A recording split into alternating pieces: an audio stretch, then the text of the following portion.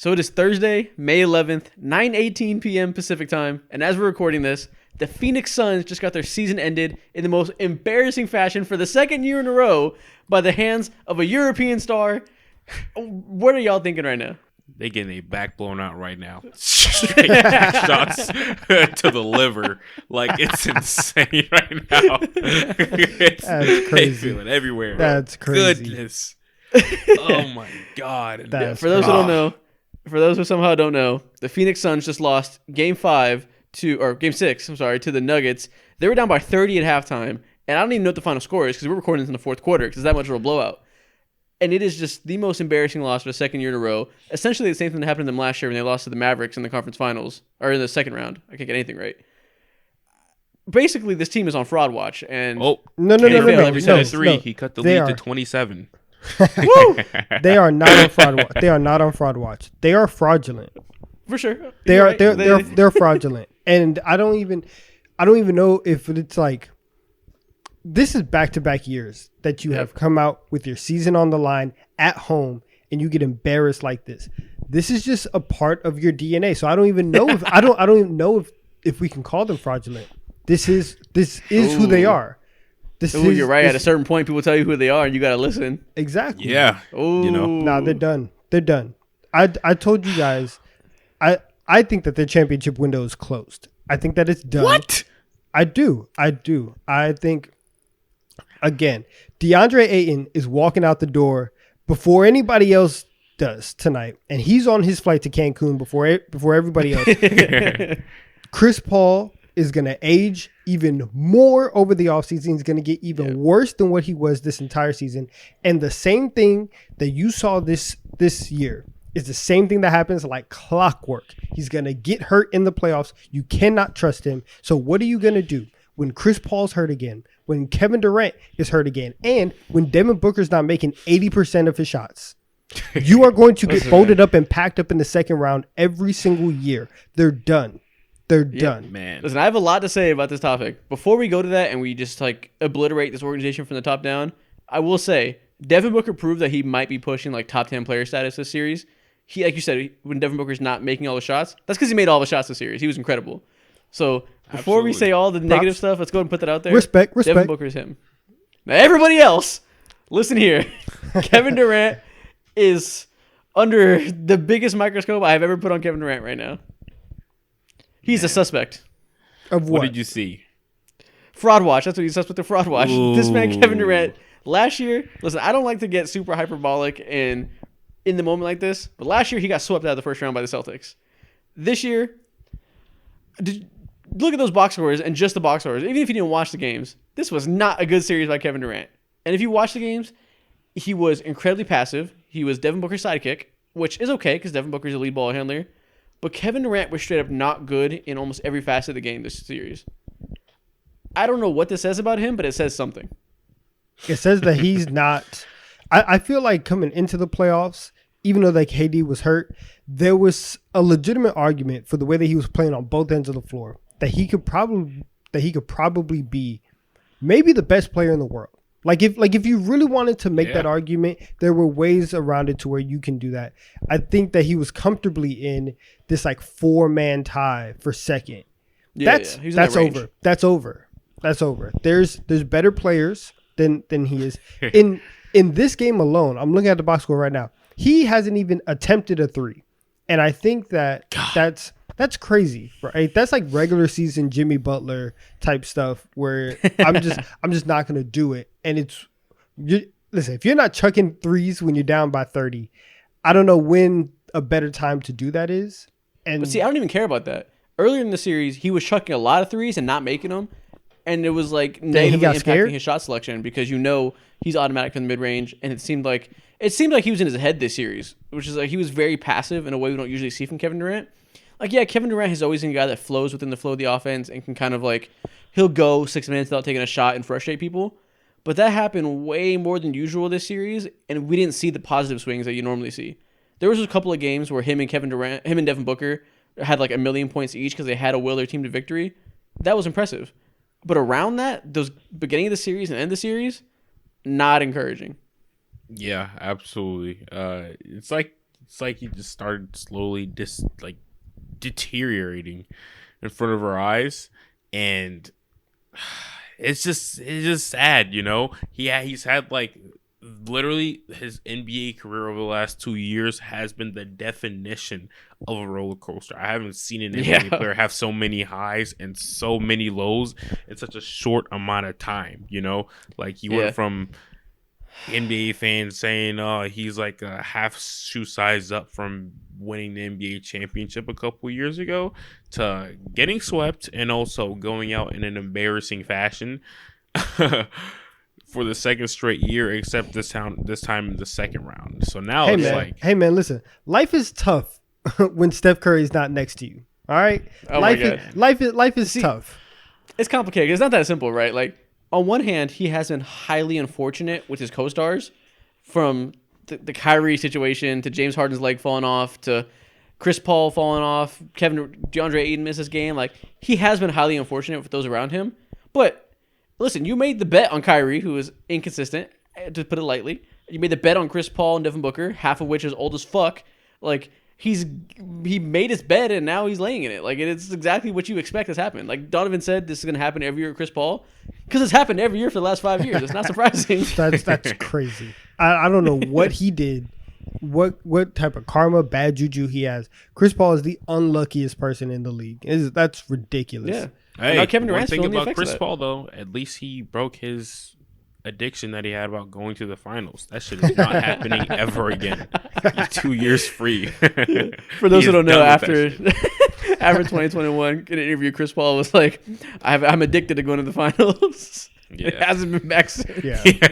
That man is sober. Yeah, sober as fuck. Sober. Yeah, man. He's never so going I'm joking. now, I'm mostly joking with all the hyperbole about Kevin Durant being a fraud and all this, but like, there is a lot to unpack with this Suns team right now. Like you said, you think the championship window is closed. Yes. I don't think I'm going to go there. But I don't know. Before I get into that, Mo, what do you think? What's your big takeaway about this team without the jokes? My big takeaway without this team is like there's something serious internally that needs to be reworked. And I'm looking at Monty Williams, and it's about that time. It's that season in the NBA where like coaches who go out in embarrassing fashion, especially Monty Williams right now, like, of course you're losing 2 starters and whatnot, but like, it's okay to lose, but not in this fashion. It's never okay to lose in this fashion. Yeah, on your home especially court, back-to-back years. Home court, back-to-back years, that just can't happen, bro. So I'm looking at you. Part. Exactly. That's the challenging part. And it's tough because you know he's like a good coach and he's helped like revive a lot of the things that they've had going on. But whatever it is in this locker room, like, I don't know. There's just so much there. There's just so much there to unpack.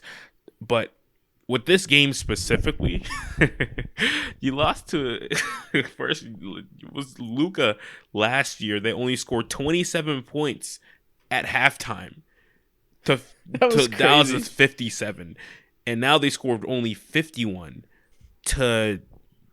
Oh my God! Nuggets 75. 81. Oh, you won. Okay. Yeah, 80 points in the first half is crazy. Nuts. Yeah, it is terrible. It is terrible. Yeah, they went out sad. That's all you can say. They went out sad again. Yeah, and I know. Like you said, it's tricky because like I struggle to like logically unpack this because on one hand they're down 2 starters and they're not a deep team. They have 4 really good starters and a bunch of mid. So if you lose half those really good starters, you're not going to beat the best team in the conference. So like, absolutely.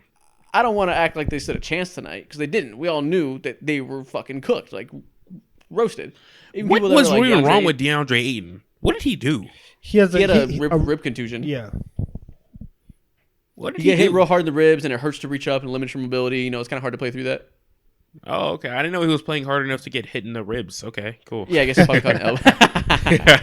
Yeah, everyone's joking, saying like, "Oh, they're better off without him." But give more Londale minutes. But when you have 6 above average players, maybe when you're down, just losing any of them and forcing more bad players to play more minutes is never good, even if that good player is being disappointing. So, how do we parse this with? They were a team that was down 2 starters and had no chance of beating this team, but also it was incredibly embarrassing and there wasn't a lot of encouraging signs for the future besides Devin Booker being a god. Like, what do we take away from this? You know, like it's like the jokes are the jokes, but like I don't know what to learn about this team from the series. The takeaway is that I think like last year you look at their exit and it's like, okay, like obviously it's embarrassing that should have happened, but they're coming back. You trade for Kevin Durant. There's still a pathway forward. Like Mo said, there's a lot that has to be reworked. And I think that obviously like not tearing the whole thing down to rebuild, that's not the answer here. But you're gonna have retool for sure. But there's gonna have to be some foundational changes, whether that is trading Ayton, whether that is firing Monty Williams. You're gonna need one or maybe two big splashes, because the way that the Suns got here, even before Kevin Durant, they had a lot of good depth. Right, Devin Booker is Devin Booker. You have Chris Paul that's able to orchestrate the offense. And now when you have the high-end talent of KD, you have the high-end talent of Booker, who ascended to another level this entire series. Oh, yeah. Right? All playoffs. Right, but you don't have that depth around him. You have to figure out how to retool. And the way that they can do that, considering that they traded all of their draft capital to get Kevin Durant, is by moving DeAndre Ayton, who is their best, he's the best asset on the market. Well, what type of asset is he now? How much is he worth? I mean, listen, I don't know. Pretty good. To give to I don't him? know. I think it's good. I don't know. But like at the same time, like if I know that my star player or the guy who I want to be like a foundational piece of my organization, if I see him acting like this in a place like this, where he's not asked to do the superstar things that he thinks he can do, but just the minimal things, how much are you really willing to invest in a player? Well, think about it. So it's going to be okay. First, Donovan, I agree. I think the takeaway is this team has to retool in some way, and I agree it's Ayton. Mm-hmm. Absolutely. So saying that, Mo, if you as a Hawks fan, if they were to offer Ayton and whatever Clint else, is gone. filler, Clint is gone. Clint is gone. Clint and John Collins, would they do it? Clint and John Collins for Ayton and somebody else? For the team that I have, I don't know, because Trae Young is a particular point guard who doesn't necessarily. He needs a lot of threat, and Ayton's not that on a consistent basis. Okay. I got so you. it'll be tough. But it'll be tough. Something like that. Imagine whatever the team is. I'm looking around the league right now. Charlotte Hornets. They have young bigs, so maybe not them, but something of the sort. There's gonna a downgrade at center who's still usable, plus a wing for Ayton. I think that's the path forward, because as doom and gloom as this is, and as embarrassing as the loss this is, I don't think they fire Monty Williams. He's a great coach. Their players really respect him. You can't fire him because you had two starters out, and you were you're playing. They're playing the best team, so you weren't going to win. If you go out sad, you go out sad. But they weren't expected to win, really. I mean, they had a chance, but it's not shocking they lose. Yeah, but exactly. With that being the case, you still have KD and Booker for the next 3 years. That alone is a very strong foundation. That's KD plus Kyrie, but to a higher level. They had the mid-level exception to sign another wing to replace the Jay Crowder hole. Can they move Chris Paul? No. I don't think Chris Paul is movable. Okay. Well, they keep him then, and he just plays a smaller and smaller role. But yeah, you have to keep him on there. So you get rid of him. Let's say they do a sign and trade with the Raptors and get back Jakob Poeltl and Gary Trent, who are free agents. I don't even think that's possible, but something like that. So you have Chris Paul, Devin Booker, Kevin Durant, wing, Jakob Poeltl, or Gary Trent, Jakob Poeltl. Does that team inspire you at all going into next year with a full season to rebuild around these two stars? Not at all. I think a little bit more. I think a little, yeah, definitely. I think it I'm on the completely different end of you, Donovan. Me too. Why do you say not at all? I think it's a good starting five, but if you're looking at everything that they had today, and obviously like people would slide down in the depth chart if you got those guys, but they're playing Bismack. In 2023, Bismack Biyombo's out here getting minutes. And you got Bismack Biyombo, Terrence Ross, Torrey Craig, TJ Warren, and Damian Lee. Like, their bench is trash. And then Campaign decided to have the game of his life tonight when it didn't matter. Like, if Campaign did regular Campaign things, they would probably be down by 40 right now. But he was 12 of 16. What the heck? He's 12 of 16 from the floor. Campaign had 31 points tonight. Well, he was cooking. He was cooking earlier. No, he was. It's ridiculous. But like, Campaign does not inspire me on a day-to-day basis, right? Landry Shamet and all these other guys, the bench still doesn't inspire me to. If we're talking about championship, and if you have Kevin Durant and Devin Booker, that's the goal. But you also need a bench in order to get there, and I don't see it with the moves that you guys made.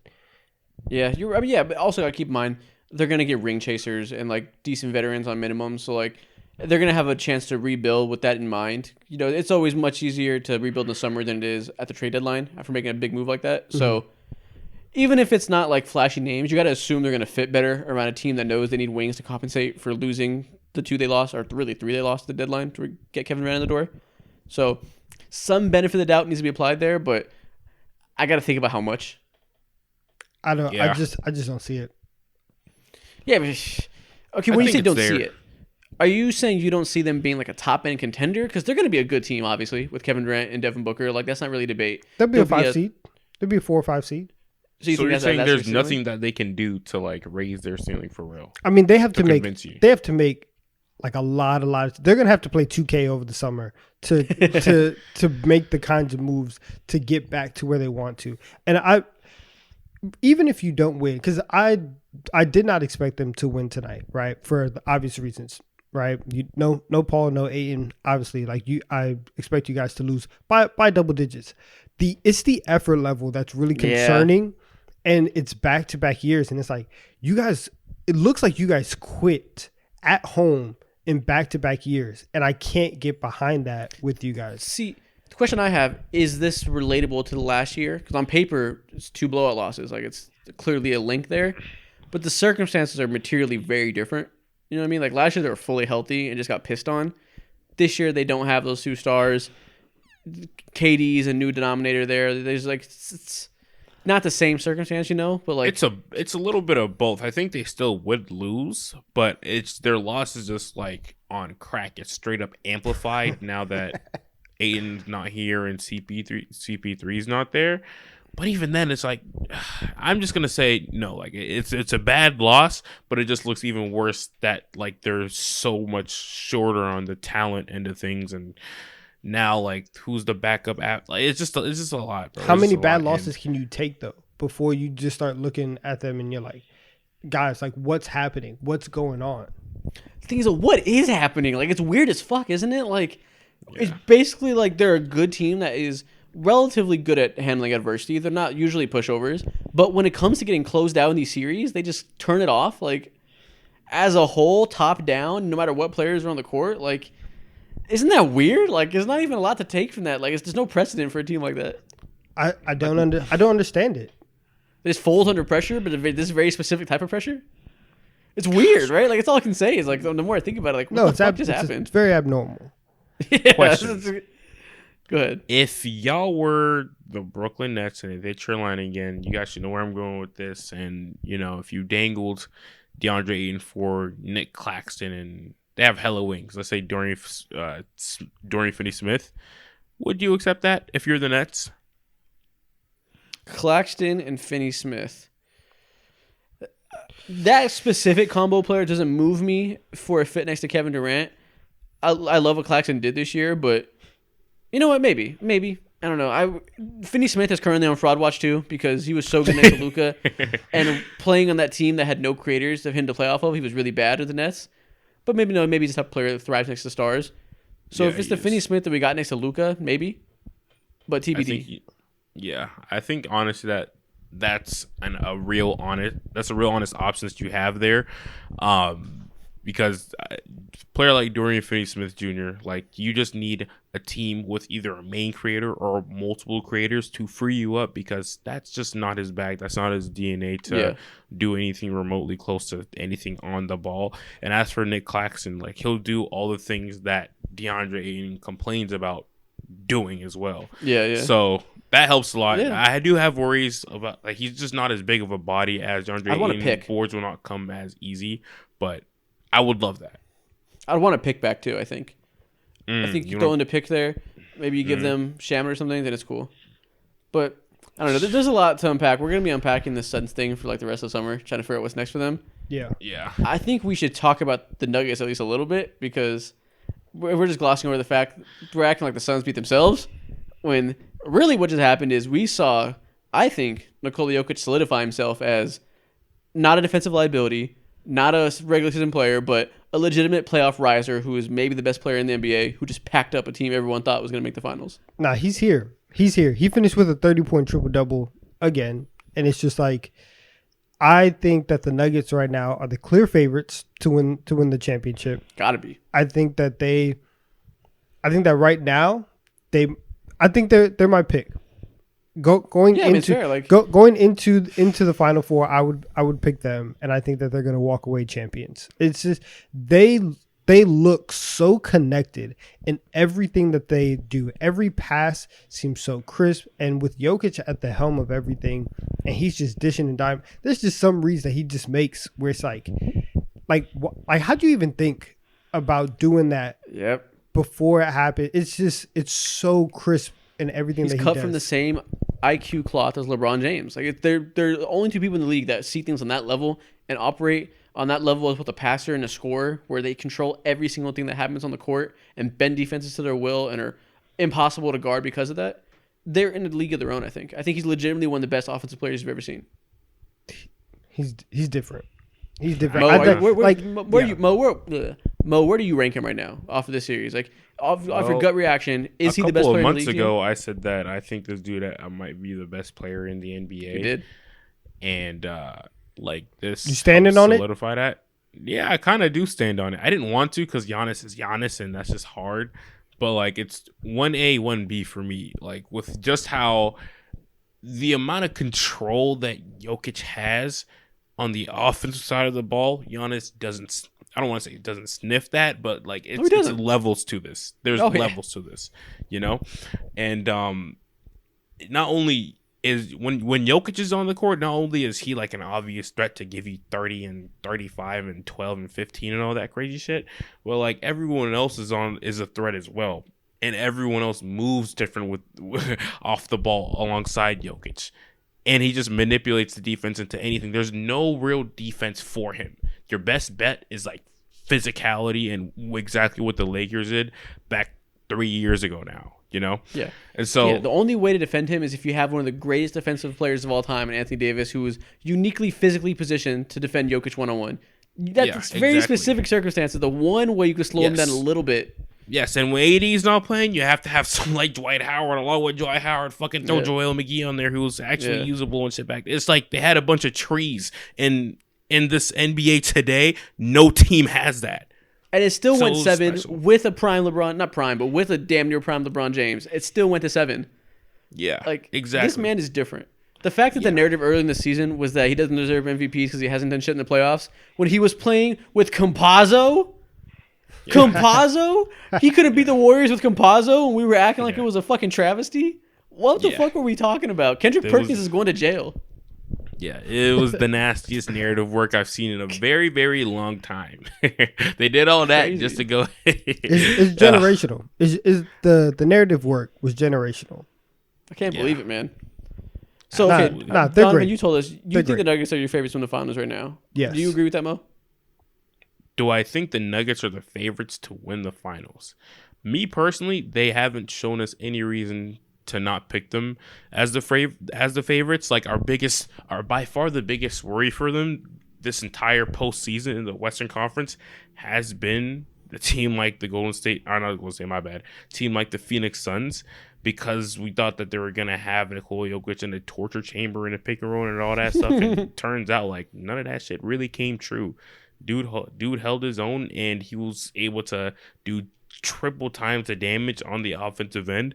And that just leads me to believe, like, from at the very start of the season, 20 games in, 60 games in, to now, we're like, I don't know, 80, 85 games into the NBA season. Like, they still should be the favorites. Yep. End to end, they've been the best team in the conference. Like, there's a lull there where they kind of took the foot off the gas, started losing games, and we all convinced ourselves that, like, including me, that the Suns were the team to beat and that the Nuggets were just, like, showing their true colors, when really it was just regular season malaise that we see contenders do all the time. Yeah, like you said, there's no reason to not pick them. The only reason I'm holding a little bit of trepidation is because I think even though they're the better team on paper than the Lakers have those specific matchup advantages that you could see that being the reason that the lesser team knocks them off. But if the Warriors eliminate the Lakers tomorrow or on Sunday when Game 7 happens, then I think the Nuggets walk to the finals. They're going to stomp out the Warriors. Absolutely, in my opinion. Yeah. And like you said, that was a good point that you said we thought the Suns would expose them, because if Devin Booker and Kevin Durant couldn't expose Jokic's defense, nobody can. Yeah, do you expect me to honestly believe that Jordan Poole will revive himself from the dead and dance on that man or whatever? Like, I just can't see it, bro. I just cannot see it. I don't believe in Austin Reeves to go ahead and like put Nikola, even though he's really good. I don't believe in that. I don't believe in D'Angelo Russell. I don't believe in any of these people. If KD and I believe in AD. I believe in AD to kick his ass if he's locked in. AD is different conversation. Different conversation. Talking about just like all the guards trying to punish Nikola Jokic and whatnot. For sure. Yeah. So let's use it. So the Nuggets are clearly the favorites at the West right now. Let's talk about the favorites at the East, because the whole playoffs has basically been the Celtics. And the other game that happened right before this one we were reacting to live was Celtics versus 76ers, which was a crazy game where it looked like the 76ers were on the brink of eliminating the Boston Celtics in Game 6.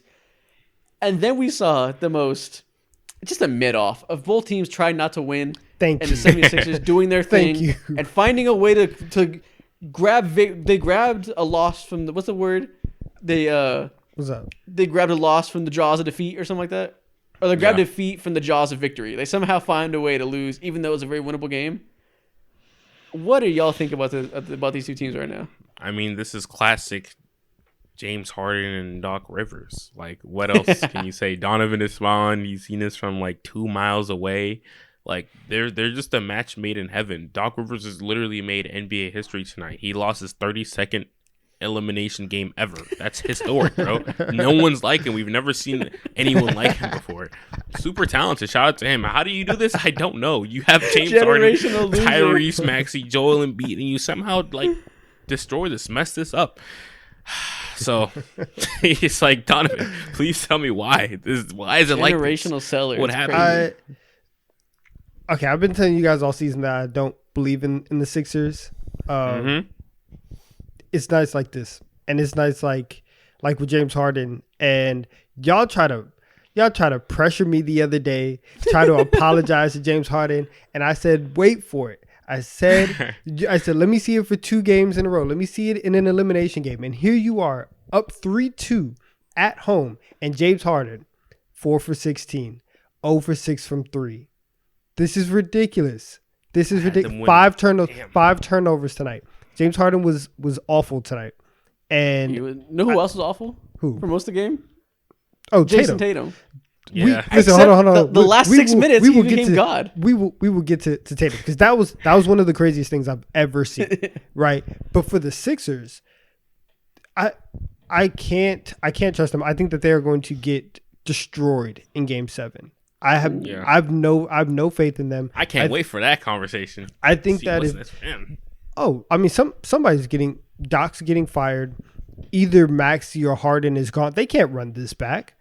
They can't do this, right? It's the same thing with the Suns, in that if for multiple years your season kind of ends. And it's funny because we're going to talk for the next 2 days about the Sixers as if they lost their season, because nobody believes that they are going to go into Boston for a second straight time and win that game. They're done. And for Joel Embiid, you got your MVP, right? You cried to Shams about your MVP and you ended up getting it. Congratulations to you. You need to figure out what to do, because this can't keep happening. That game, and we'll switch to the Celtics right here, like Isaac was saying. Jason Tatum had 1 point for like 38 minutes. He had 3 points. He had 3 points through 3 quarters. And you guys, he was facing some generational slander on Twitter. And they were still within striking range. They should have been up by 3 points. 3. You guys are, no. It's a bummish performance from the 76ers. You know what's crazy? I was ready to get some slander off on Jason Tatum, because I've always been not a hater of Jason Tatum, but not quite a believer. I was always thinking people were hyping him a little too much and not focusing on his flaws enough. But then earlier this season, he was so good to start the year, such hot shooting, that everybody in the comments convinced me that he was officially a top 7 player or whatever. Like, I need to give him respect, and I did. I was such a bitch for that. I never believed it. I've always thought this motherfucker was inconsistent and probably a top 10 player. I never thought he was pushing top 5. I just Booker said better that than I that, felt like man. I should. I was Give me capping. Devin Booker any day over Jason Tatum now, man. Listen, it's a conversation. And I was ready. Like you said, 3 points in 3 quarters. I was like, I'm about to get this off. Yeah. But then the last 7 minutes, he just makes 3 threes and like 2 other 2-pointers and goes crazy when it matters most. And like, what do you take from that? Someone who's so inconsistent and has been all year, but when it counts, he shows up. Like that's I don't feel good if this is the epitome of what the Boston Celtics postseason has looked like the entire time. You should not be going toe to toe with the Atlanta Hawks for 6 games. You know, I love this team, but let's be real, there's serious flaws, and you don't lose in Boston, bro. But you lose because someone like Jason Tatum is not up to speed and up to par when it comes to his consistency and whatnot. So, bro, like if someone like Jason Tatum is gonna have this amount of inconsistency, and while he has his inconsistencies, like Jaylen Brown is not doing Jaylen Brown type things, or has a ball in his hand and is moping around and whatnot, like it's hard to win. Like I don't trust this team whatsoever. They should lose, but the Sixers are just bigger losers. That's all it is. And it's so weird because on paper, this team is incredible. They check every box you would want. There's a reason we saw them as an early title favorites early in the season. Like they were running away from the league, but they've just slowly fallen apart over time for what seems to be purely intangible reasons. Like on the court, there is the part about the lineup of Robert Williams and Al Horford not being what it was last year. Robert Williams hasn't been that good this year. They started again tonight to mix it up, and it worked. They won. But that hasn't been the, just like cheat code it was last season. But outside of that, everything else about the team has been great. But they just keep getting worse and worse as time goes on between October and now. Like, I don't know if it's just me, but this team feels destined to implode soon. I feel like we've been counting down for the past 2 years, but like, they can only deal with this for so much longer. Yeah, for sure. And I mean, there was all the talk where Jaylen Brown was doing, some like press run, and all the talk after that was like, oh, does Jaylen Brown even want to be here? Like, are they going to move on from Jaylen Brown? And then now that he's made All NBA, and there's that, massive contract on the table, now they have to make a decision on whether or not they want to like commit to Jaylen moving forward. And you talk about the intangibles. This is who even in their finals run last year, this is who the Celtics have been, right? Like they faced a Bucks team without Chris Middleton and went to a game 7 with them because they couldn't win back-to-back games ever. They went in the series against the Heat. Before Jimmy Butler shot, they blew a 13-point fourth quarter lead in game 7 in 2 minutes. And if Jimmy's shot goes in, this like the biggest fumble of all time. Like this is who they've been throughout this entire era. And and even pre-Tatum, like the 1 year that Isaiah Thomas was there and he was hitting, they've always been good enough, or they've always been really, really good, just not good enough. And I think until they get a legitimate top 5 player on their team, they're not gonna exceed that. So Tatum is as close as it gets. Like it's pretty hard to get better than Tatum. They're not available very often. It's hard, right? But listen, everybody doesn't win a championship every year, right? But you're gonna have to get one of those guys, or Tatum is actually gonna have to elevate. But I don't think that they have it. I'm starting to think it's more about they need a guy next to Tatum who complements him a little more than Jaylen. In terms of for years. Before last year, everyone was talking about they need a playmaker, they need a real point guard. And then Marcus Smart took a playmaking leap, and Jaylen Brown took a ball handling leap a little bit, and they made the finals, so that kind of like shut that down. But I think as a whole, as an NBA community, we let the results distract us in the process a little bit there. I do still think they need a better on-ball creator, just because, like you said, they managed to not choke against the Miami Heat. They managed to beat a hobbled Bucks, made us think that flaw doesn't exist anymore, when really you just can't get too wrapped up in results because crazy shit happens. Jaylen Brown is a great player, but he doesn't complement Jason Tatum's weaknesses at all. And I think for a player like Tatum, who's amazing but has those flaws in his game, like his predictability with the ball in his hands, he's going to become a better playmaker, but he's not an elite playmaker that makes other people better. You need someone who can fill that role, just like Chris Middleton fills that role for Giannis, even though Giannis is way better. Yeah. What does it look like? I don't know. I don't know what type of player is up for grabs. The only guy I can think of is like, oh, if he was up for grabs, I'll fucking love him. Realistically, against anyone, Damian Lillard, like, of course, no brainer. Yeah, no brainer. But like, and that's interesting because like, if you are the Boston Celtics and if you do fail the season again, and as time goes on, they're gonna have to extend Jaylen Brown. Also, like, are you willing to invest? I saw some crazy number in order to retain them both. They'd have to pay like $613 million over 5 years. One of y'all can leave. One of y'all can leave. That money's not coming out of my account. See, the thing is, they're gonna pay them because they're going to be over the salary cap anyways. Yeah. It's a crazy number, but the cap's going up. It doesn't really matter. That's crazy. Like, financially, it just sounds crazy because they're not used to these numbers yet. But they're not going to get rid of Jaylen by their own accord. When you have two young homebred stars, you don't get rid of them, right? But unless one of them wants out. That's what I'm saying. If Jaylen decides he wants out because he wants an opportunity and is tired of the scrutiny, like we've heard him kind of allude to in the media, I think it might be a blessing in disguise. Like, they're going to be sad about it, but like it might work out in the long run.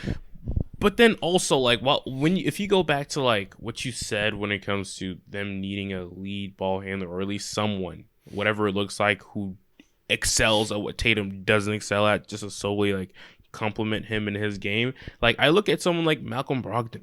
They got him for a reason. He's been absolutely like perfect for them. He's everything that you wanted and then some. 6 man of the year type beat. And honestly, like, I don't know. At this point. I'm not thinking like Malcolm Brogdon. You called him Malcolm Brogdon a tight beat.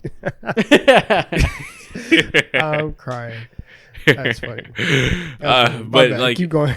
What can you do? Like, at this point, do you try to like elevate Malcolm Brogdon and rework your entire starting lineup with involving him? But if you put him in there, do you like demote Marcus Smart or just push him to this? Like, I don't know. There's just a lot going on with that team. Yeah, I don't think Malcolm Brogdon's the answer there. I just think he's not that caliber of player. But I see what you mean. Like, I mean, if maybe the world ends with them having to move on from Marcus Smart, who is incredible and is their vocal leader in the locker room, but yeah, maybe you need someone that's a better fit there, even though he is a great fit. So I don't think I'd want to do that. But you're right. Something has to give. Like, if Jaylen Brown were to want to leave, like, I don't know, there's not like a comparable star available on the market. DeJounte Murray, you are a Boston Celtic. Listen, if Trae Young was on the way out, then maybe we'd have a conversation. Right, let's relax. But like, imagine who's a comparable player to Jaylen Brown's stature, but imagine that a Darius Garland instead of Jaylen Brown, a realized prime Garland. Team. Who's maybe Garland's a little bit worse than Jaylen Brown at the moment, but that fit in these offensive sets where the team just stagnates out because Jason Tatum's trying to create and he's incredibly predictable with the step backs and can't really create for others. Imagine if you had a truly dynamic guard who can score and pass, creating those shots, and kicking out to Tatum who can attack with an advantage. Like, it's a very different team. That team is night and day. I think like, yes, it would be nice if you had like a legitimate point guard who can create, but also a lot of this falls on Tatum. Tatum has to become a better playmaker in order for them to take the next step. If you're gonna have like that amount of usage and you're gonna be the number one guy, you have to be able to actually like create some stuff and not just like, we talk a lot when we talk about Trae Young and how he's like a reactive passer and he's not necessarily like setting people up to directing traffic like that. Yeah. And obviously we're not expecting Tatum to become Luka or anything like that, but you're gonna have to start making reads and start dictating a lot of things. I think he does a little bit though. I think he's gonna have to take another step, and I think even with the Celtics core right now, the onus is on him. It's on Tatum. If they run everything back next year, the number one thing that they are going to need to take that next step is that he's going to have to create more for other people, and he's going to have to create more for Jaylen Brown. And so I think that they can run this back. They can potentially get even better and maybe fix some of those intangible things. But if he's going to be the guy with the high usage like that, he's going to have to create. You're right, and I think that's the problem. Is that currently with the way this team is constructed, he has to do that. It's on his shoulders. And I feel like that's just shoving a square peg into a round hole. We had this conversation with Luka. We had this conversation with Luka a little bit ago where we were like, this team should stop trying to give him another ball handler to have star power and just give him a second star that fits him better. Find him a Paul George who can play off ball. I'm starting to feel the way with Jason Tatum where we can keep talking about him making the playmaking leap, but not every big forward has to be a point forward. Like, his game could be score the ball and play good defense and do a little bit of playmaking so he's not Michael Porter Jr., but he doesn't got to be LeBron James. You know, like, not everybody, that's not his bag, like Mo said. Yeah, so, like, similar to what like a lot of people expected Giannis to be. A lot of people are like, oh, handle's not as nice. Oh, jump shot not this and that. Bitch, just go ahead and put shooting around him and have people do excel at things that he doesn't excel at, and it's just like simple as that. Before the Boston Celtics, it's not as simple as that because they're already they're an elite team. But they're an elite team with minor flaws, and in order to fix those minor flaws, you might have to make seismic moves, and those seismic moves can either A, implode on your face, or B, like, obviously, like, work out. And the only teams, in my mind, now that I did a quick scan, that might make sense is like, oh, do you want to try to, like, gamble and put money on Fred VanVleet from the Toronto Raptors? I don't think that's good return because I think Jaylen Brown is like levels ahead of Fred VanVleet. Oh God, no! If it's for Jaylen Brown, fuck no. Yeah, exactly. You know, and then if not Jaylen Brown, then like you'd have to be blessed to receive someone like Damian Lillard who fixes every single problem imaginable for that team. Yeah, so if Damian Lillard requests trade, Jaylen Brown is the best that the Trailblazers could do. So that would be a godsend for both sides. Absolutely. But yeah. I just think that it's weird. They're untrustworthy. You just can't trust them. Yeah. They're a high variance team because if you don't have elite playmaking and you rely on shooting, you're a very high variance team, just inherently. Exactly. And time is ticking. Al Horford's knees are going to be rubble soon. Listen, like fucking Robert Williams' knees might be rubble soon. That man is not standing the test of time. Yeah. Yes. Yeah. I keep thinking about what Donovan was saying. He was so spot on with like the way this team is constructed. It's gonna come down to can Jason Tatum make these leaps, and I just like hate the mindset of teams, which maybe they're backed into this, so they don't have a choice. But the idea of star player has to mold his game to elevate the weaknesses of this roster, I hate that. I feel like you should elevate the weaknesses of your roster to fit the star player to optimize what he can do. That's you know what I mean? That's fair. That's fair. And I'm gonna let you know, when you are paying somebody $300 million, you better do absolutely everything. It's just like, and obviously people have strengths and people have weaknesses, but once you get that price tag, and like you said, we're not used to seeing these numbers in basketball yet. And so when you look up and Jason Tatum is making $350 million, and you're like, you can't get 4 assists tonight? Like, what's going on here, right? He can't do that. No, I'm throwing out the number, but like, you know what I'm saying? Like I'm gonna need you to run a pick and roll every once in a while, like that. Yeah. Like, it's that type of stuff that's gonna. But that's my point, though. It's gonna make people. What's the ceiling of that? Because like he's done that in the past year and a half. They made the finals last year, became that top tier team because he made somewhat of a playmaking leap. Mm-hmm. He's a very decent playmaker. What's the ceiling of how much can you ask of him? He's never going to be a great playmaker. Like, he can't just force himself to get good at that. You know what I mean? He doesn't have that vision. Like, what's the point at what point do you stop asking for that because it's unrealistic and you just build around that reality? I mean, it's now. Like, I think now, especially whether they win or lose, I'll say this. Championship aside, you're going to have to reevaluate what you have. And especially with the contracts coming up, you're going to have to decide what direction you want your franchise to go in. Are you going to keep? Are you going to keep Tatum and Brown? Are you just keeping Tatum? Are you going to be crazy and keep Brown? Like, there's a lot of decisions that have to be made, and with those come, the basketball aspect of it. I think Boston has to figure out what to do to maximize Jason Tatum, because he's the one. Right, I think he's the one that everybody loves and everyone has the hopes and aspirations for. So he's going to be there, and so at that point, once you pay him the $350, it is in your best interest to do everything you can to make sure that he looks the best and surround him with things that help him. You know what the crazy part of this is? We're talking like they lost. They can still make the finals. They can still win the title. Which it's just the isn't way to say we of shouldn't winning, be saying though. this. Yes, it exactly. isn't to say we shouldn't be saying this, because the point is that they're just so unreliable that they could make the finals or they could come out and lose by 20 to the Sixers in Game 7. Like, there's no way to know. That won't happen. That won't happen. Yeah, you're right. But again, you know what I'm saying. There's no way to know if they're going to peter out or make it to the finals. And at that point, who knows? 100%. Which is just the uncertainty is a problem at a certain point. Man, it just sucks that you'd have to pick and choose between. I don't want to say people have been always right about, oh, you have to pick either Jaylen Brown or Jason Tatum. I've always hated that, and I felt like there are ways around that. And like it feels like almost feels like the Boston Celtics, they done the absolute best that you could possibly do to try to fill in those gaps and those holes by bringing in someone like Derek White, by bringing in someone like Malcolm Brogdon. He went out and won 6th Man of the Year. Derek White looks so much better in the playoffs. So it's like, what else? And if I agree with both of you, like you do try to cater, like I just said, you do try to cater your entire team towards the star player and make his job as easy as possible in order to elevate him to success. But at the same time, it's like, dude, I've done as much as I can as possible. Like, I'm capped out. I brought in X, Y, and Z dude, and you're still not performing. So at that point, like, you either like play the waiting game and just hope that one of these years will be your years, like we all think, like we all said and agreed earlier, like you can't win a championship every year. To that, or you be extreme out from what I would view it as like being impatient and trade away Jaylen Brown for a potential asset that may be out there. Who knows what it is? It's really dependent on that. But I think it's just a waiting game at the end of the day. For sure. It's no rush. Like their worst case scenario is run it back with your 2 young stars. Like they're in a decent spot regardless. They're not young no more. They are.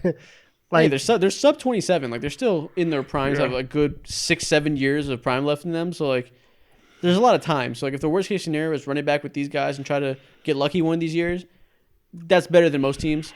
It's just like for a team that is in that point already, you want to be able to find a way to make that next leap, and maybe there just is no leap you made, and they got to just be who they are.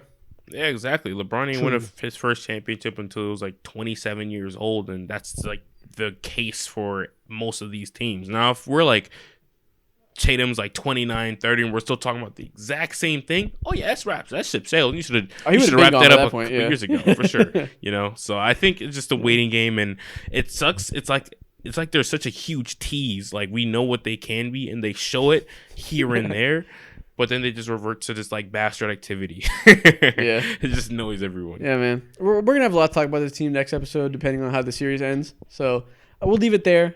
Let's move on to this next series for now. The NBA Conference Finals are here, and there's no better place to get in on the action than Underdog Fantasy, the best and easiest place to play fantasy sports online. And it's super simple. You can play online or you can play in the app. And all you have to do is hit higher or lower on your favorite or least favorite player's stats for the night. And if you get up to 5 stats right, you can win up to 20 times your money in a single entry on one night of hoops. Sign up today using promo code TD3, and Underdog Fantasy will double your first deposit up to $100. That's basically free money to keep making more winning entries. So sign up today with promo code TD3 and get in on the action right now. So I think we should launch this second half of the pod off by talking about the series that people are probably waiting for us to talk about. Lakers versus Warriors. Let's do it. Yeah. So for everyone who doesn't know, we're going to Game 6 now. The Lakers are up 3-2 after taking a 3-1 lead in Game 4. And Game 5 was kind of a mixed bag. I feel like the Lakers obviously lost. Are y'all feeling encouraged for the Warriors, or are you still thinking Lakers are going to win in Game 6? Once whoever finds that goddamn corgi and, like, unalives it, then I'll feel better. Listen, that corgi has the keys. That corgi has the keys. Yeah, man. Wow. Yeah, so we haven't talked about it since after Game 2. And after Game 2, which is when the Warriors like destroyed the Lakers, it was like, oh shit, or was that Game 3? No, that was Game 2. Okay, Game 2. Everyone was kind of like, oh, whoa. Did the Warriors kind of figure this Lakers thing out? Or they were getting back to normal? And, the Lakers proceeded to win Game 3 and 4 in pretty easy fashion in crypto. So at that point, they were up 3-1, and I think everyone was kind of like, this is the end of the Warriors dynasty. Did that change for you after this last game? Are you feeling like the Warriors can come back and take it in 7? I do. I feel this way with both of these series, with the Lakers series and with the Knicks series. But it's like, now that you've gotten back to a Game 6, right? Like coming back 3-1, it's always like, okay, let's take it one game at a time. You don't have to win 3 in a row. Really, it's can you get to game 6? Because after game 7 is so unpredictable and anything can happen, and it's literally like a 1-game scenario. So if you can get back to, I guess in this case, back to LA, I think they have a chance. And like, there hasn't been anything on either side that has made me feel extremely confident. Like, I don't feel great about the Lakers. I don't feel great about the Warriors in any situation. Yeah, that's fair.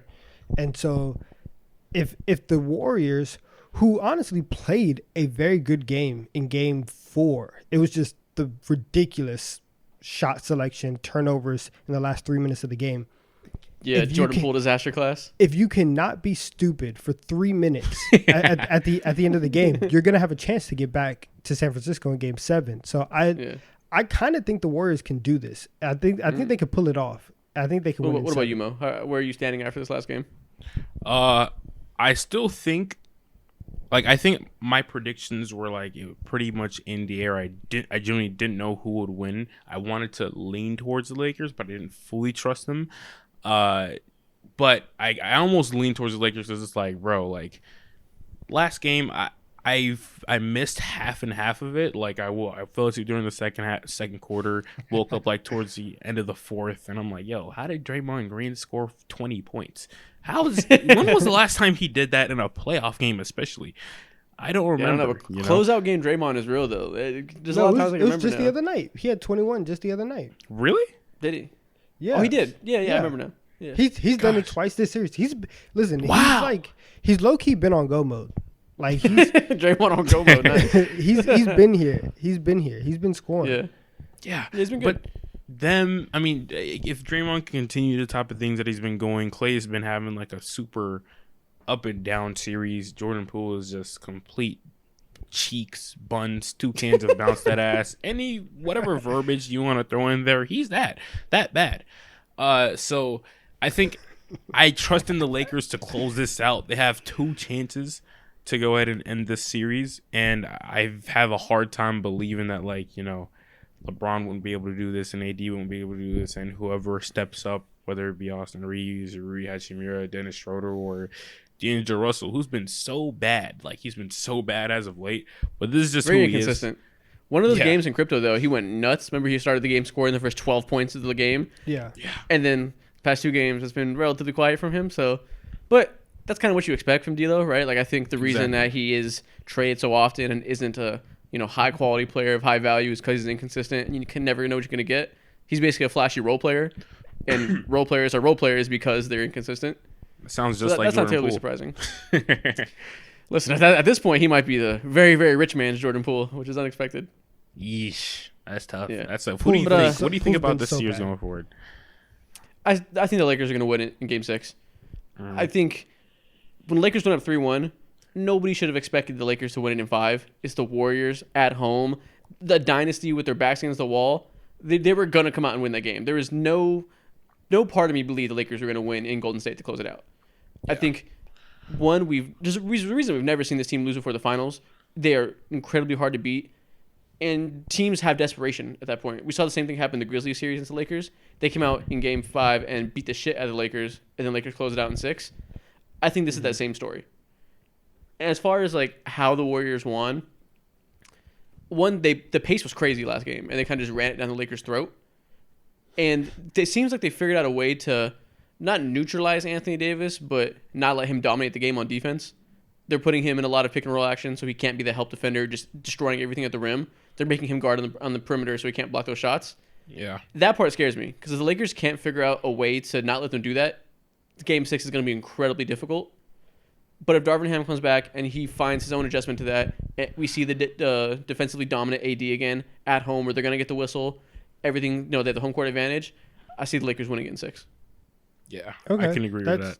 That's fair. That's fair. I disagree. The main reason why I disagree is I'm wondering which one of the role players for the Lakers is going to step up. They got bailed out. They got the Lonnie Walker game that they needed. Right? Bailed out. I mean, no. Lonnie Walker. Not bailed out. It's depth. Okay. It's the truth. Lonnie Walker has not played at all for weeks. And that's now. depth. And you have good players waiting to come in when needed. Okay. Anyway, so you get bailed out. You get bailed out by Lonnie Walker having the best quarter of his career, and again, you need that in playoff series, right? I understand that happens from time to time, but you already have that. Austin Reeves has not been great in this series. D'Angelo Russell has been very inconsistent.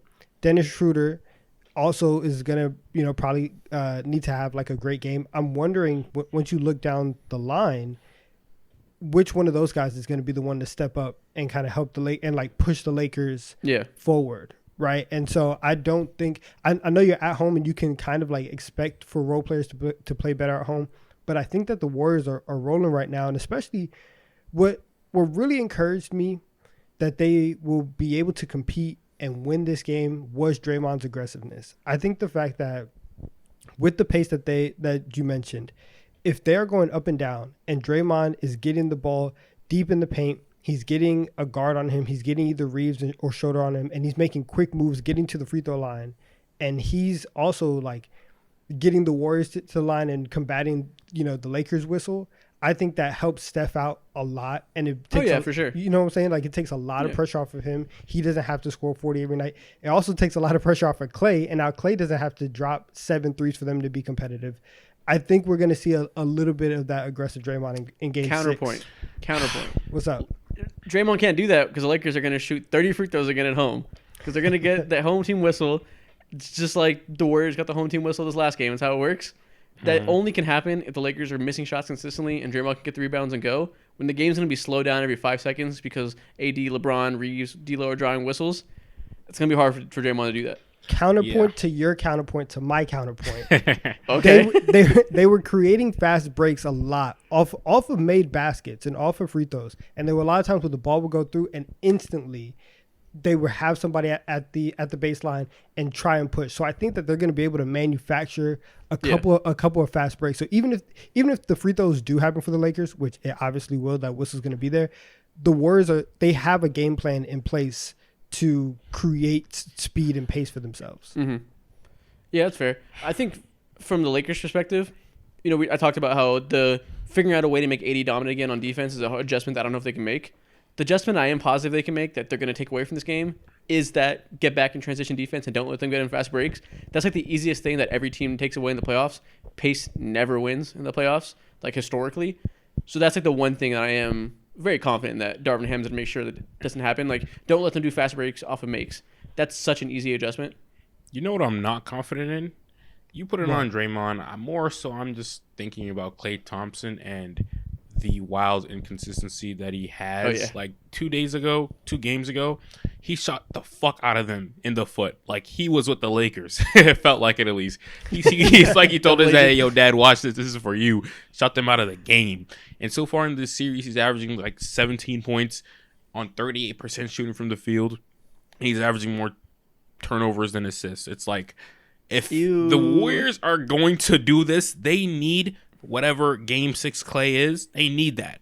Playing at the best level if they really want to pull this off. And he's been wildly inconsistent, And it's Game 6. It's Game 6. So Game 6 Klay is about to show up. I love how every role player we talk about on the Warriors outside of Steph Curry, we're talking about they're inconsistent. Because that's really been the story of this series. Like, we're talking about a lot of this in the Lakers' perspective and like things they're doing to adjust to what Golden State's doing. Because a lot of times with any series, Golden State's style of play is so unique. They feel like the driver of every series. But they've been the reason that they're not winning these games. Like, the Lakers are doing lots of things right, but Jordan Poole, crap. Klay Thompson, crap half the time. Draymond, CTE half the time. We're talking about these big scoring games. He's been playing brain dead a lot of these games, too. Like, he's been also inconsistent. Like, we're having Moses Moody hit big threes his last game. Can you rely on Moses Moody's shootouts every single game? No. Like, there's so many dice rolls with the Warriors across their entire roster. Yeah, exactly. I feel like for the Warriors, everything has to go right. Like, Steph, as great as he plays, like, he just simply can't do it alone. And no player in the history of the NBA has been able to do that. And so now I'm just sitting here thinking to myself, like, if the Warriors are going to because the Warriors just have a very short leash of mistakes, and the Lakers can make mistakes because they have fucking AD and LeBron James on their team. Isn't that crazy? LeBron hasn't been. Yeah, exactly. I know. Like, if you were to say this a couple weeks ago or a couple months ago, like, everything would have to go right, but they can mess up, because they're just incredibly deep. A lot of people don't want to give, like, the Lakers, like you, Donovan, don't want to give them credit. But if it was any other, what do you mean? Just hey, shut up. Let me get my narrative. You were saying the same shit, Mo. Hey, I don't know who their third star is. Hey. I was not hating. All right, I was not hating. I was deceived by Donovan. I was influenced. Exactly. Can't wait till the Lakers blow this lead. I can't wait. But no, you're right though. You're 100% right. It's weird that the Warriors are a team that everything has to go right for. That's so facts. This last game, they hit 7 threes in the first quarter. We're up by 15. Quarter ended, they were up by 3. Mm-hmm. Like, they hit 7 threes, and the Lakers still came back and weathered the storm. Granted that in the second quarter we saw them blow the game open, but they have to have these really hot stretches where the pace is perfect, the Lakers' offense isn't good, and the defense is working well for the Warriors. They're hitting all their jump shots. We're having Moses Moody hit threes. We're relying on inconsistent role players to be consistent. Like, everything has to click for 3 straight games for the Warriors. Dude, 2 games ago, the Lakers, part of the Lakers' game plan was to leave Andrew Wiggins open, who is not like Ben Simmons from the 3-point line or anything like that. He's not the worst 3-point shooter, but then again, he's not the absolute best. He's a guardable person, and their game plan was to leave him open. And he, like, I don't want to say he shot them out the game, but he just was playing right into the Lakers' hands. And then this last game that happened last night, it was the complete opposite. Shot 40% from 3. So everything went right for him. Yeah, man, it's interesting because, like you're saying, the game they had AD guarding Wiggins so he could help off him, and they tried to negate the Warriors putting him in pick and roll actions, and it didn't work in Game 5 because Wiggins was him. Like, his ability to crash the boards and use his verticality at the rim to get rebounds and putbacks was crazy. So to give the Warriors credit, Steve Kerr is making hell of adjustments every single time the Warriors have a move. Steve Kerr is doing his job. Like, we're really seeing a coaching duel right now between these two coaches. So which one do you want to bet on? You want to bet on Darvin Ham or Steve Kerr? Probably Steve Kerr. So that's tough. Yeah, I'm taking Steve Kerr easy. Yeah, I definitely go with Steve Kerr because, I mean, the track record and history is there. I think he makes. I don't question a lot of things that he does. Something, sure, every coach is questionable, but I think Warriors fans question the fuck out of him. I know it's that. Also like he's Hitler. It's so stupid. It's so dumb. It's half on Steve Kerr, but like Mo was saying, guys just have to make shots. And Klay Thompson, you have to show up. Yeah. Like Klay Thompson of the last 3 games, and this is from game 3, 4, and then 5. 15 points, 9 points, 10 points. Damn. Please. You're about to be disowned by the Splash Brothers. Like, you're not doing your job. If he can have 17 points, that would be good enough for Steph Curry to create as much offense as possible and get the Warriors over the hump. They're gonna need somebody else to be the second star. Somebody else has to score 20. You hope that it's Klay and that his threes can kind of space the floor out, create driving lanes for everybody else. But I don't know. But at the same time, like, Steph Curry might be the best Steph Curry that we've seen since 2016. So he's been incredible. So I still want to bet on him, and I still trust him. And the Warriors infrastructure.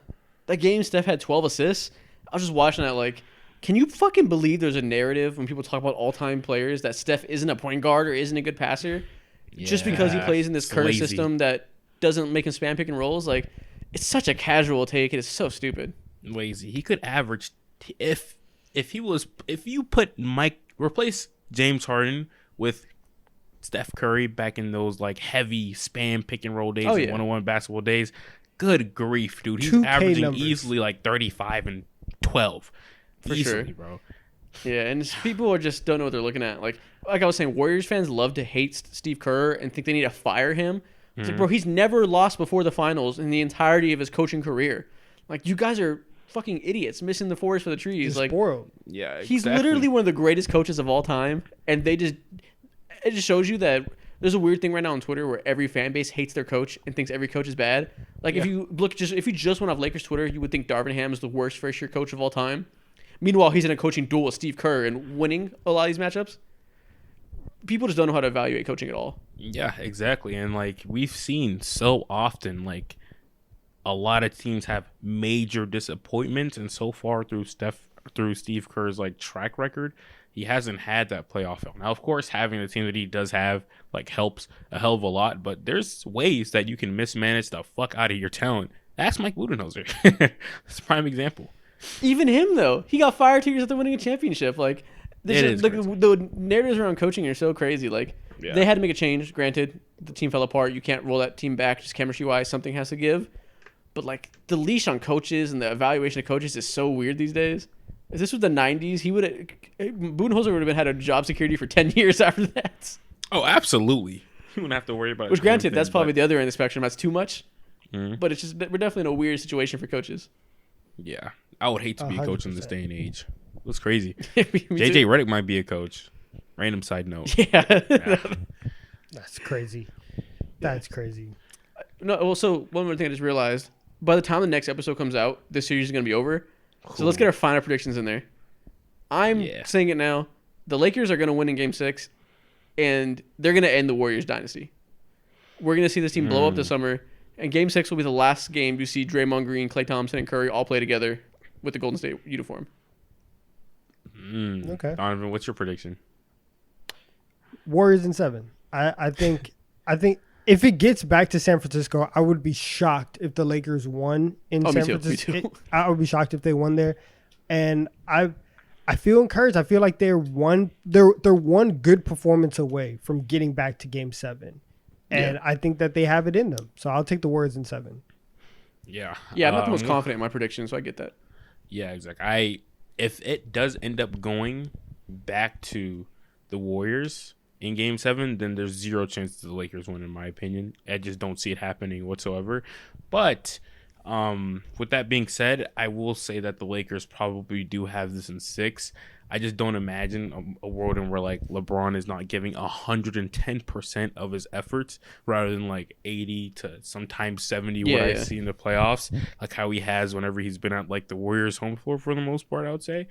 So I got the Lakers in 6. It's just no way. I just do not see the Lakers going back over there and winning. At that point, we're going to see another like 3-1 lead blown, and narrative Twitter is going to be so nasty.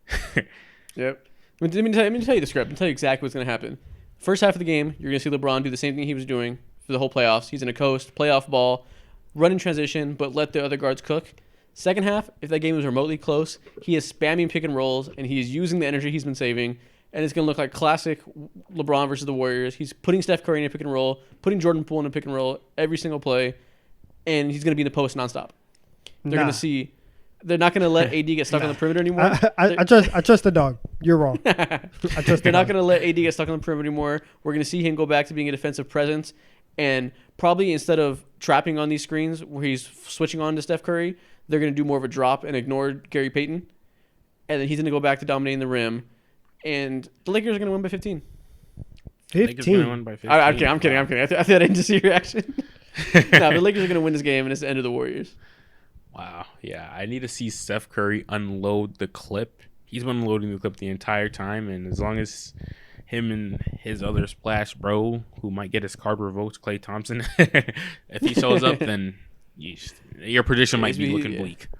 They're putting Clay's game, put him to the orphanage. Man. Yeah, man. Yeah. I hope I don't look dumb, because this very well could end in Warriors in 7, and I will not be surprised, but I'm just going to put it in the air now.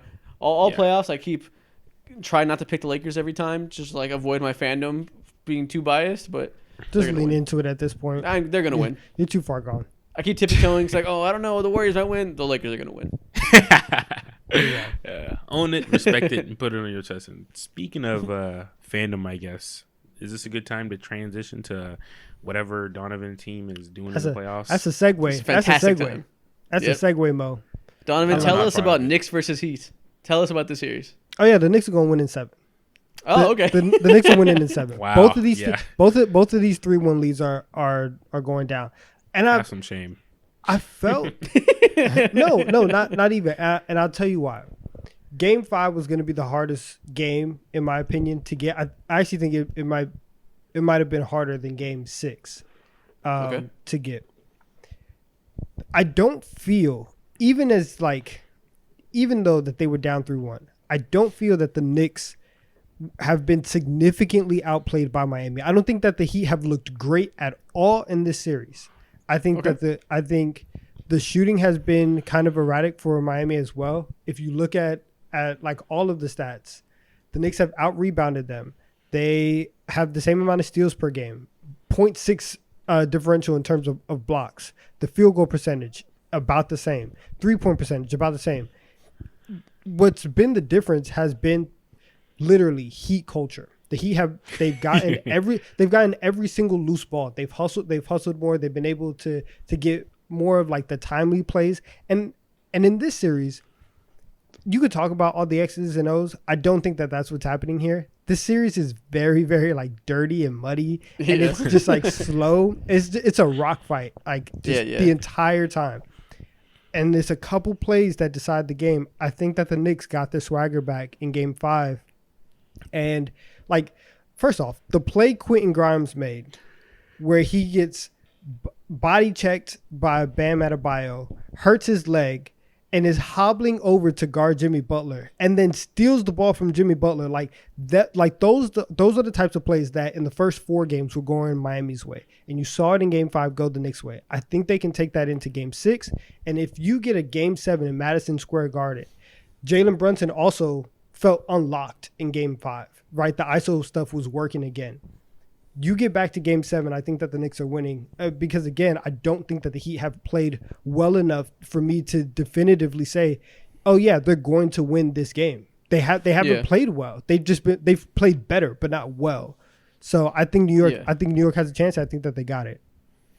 This past game was a quintessential Tom Thibodeau game. You talk about Jalen Brunson being unlocked.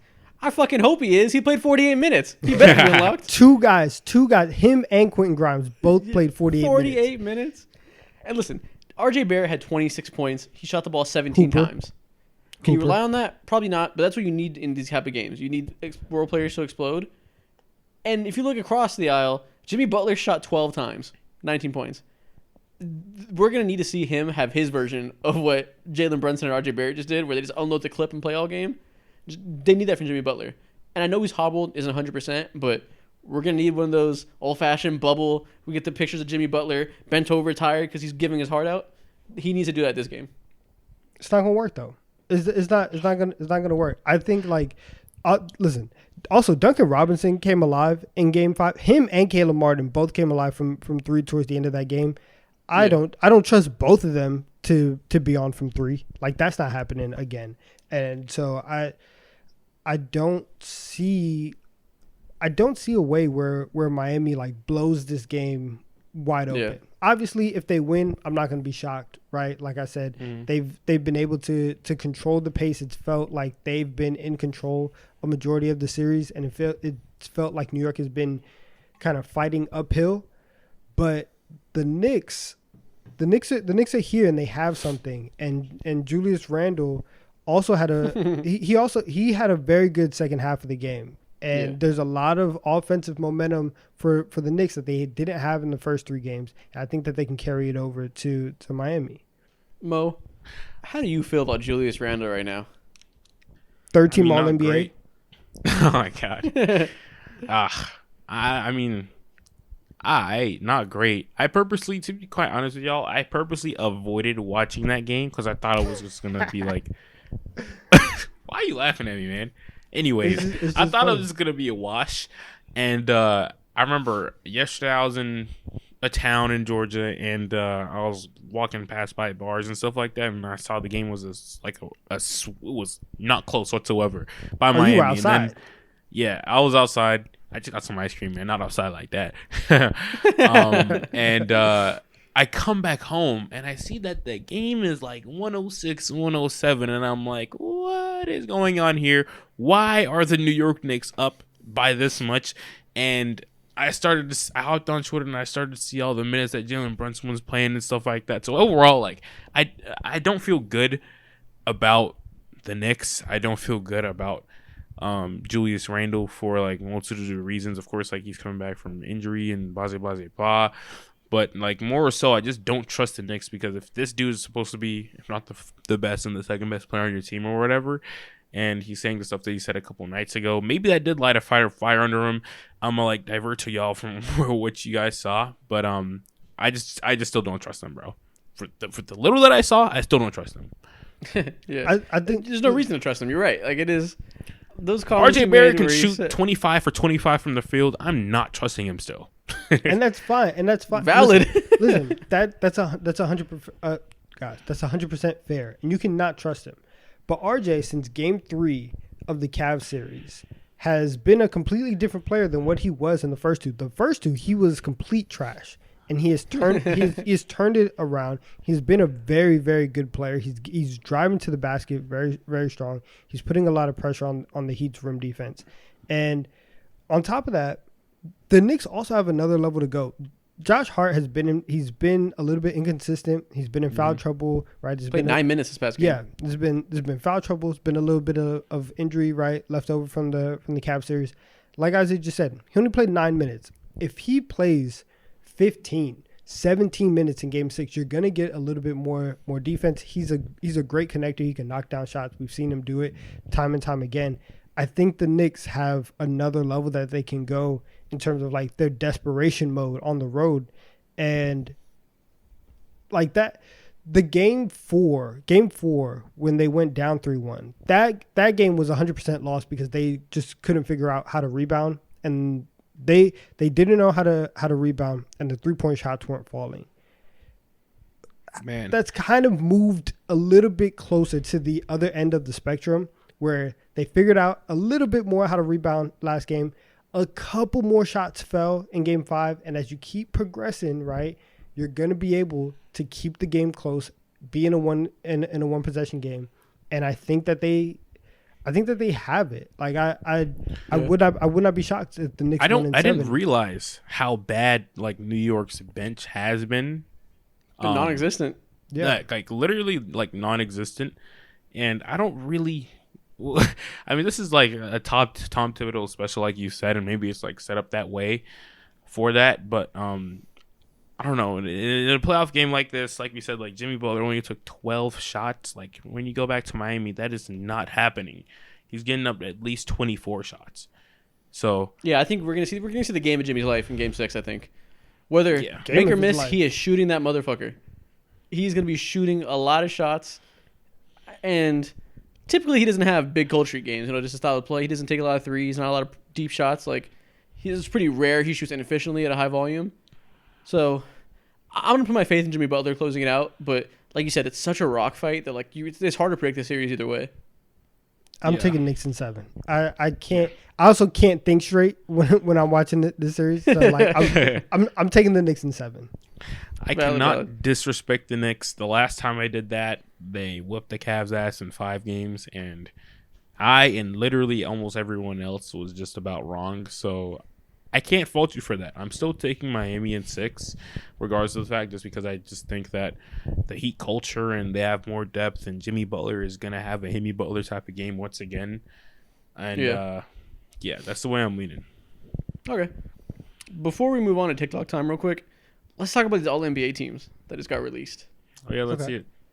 Because it's an interesting philosophical debate to be had here. So, for all didn't see, all 3 All-NBA teams were put out. 100 voters gave their votes, and this is how it went.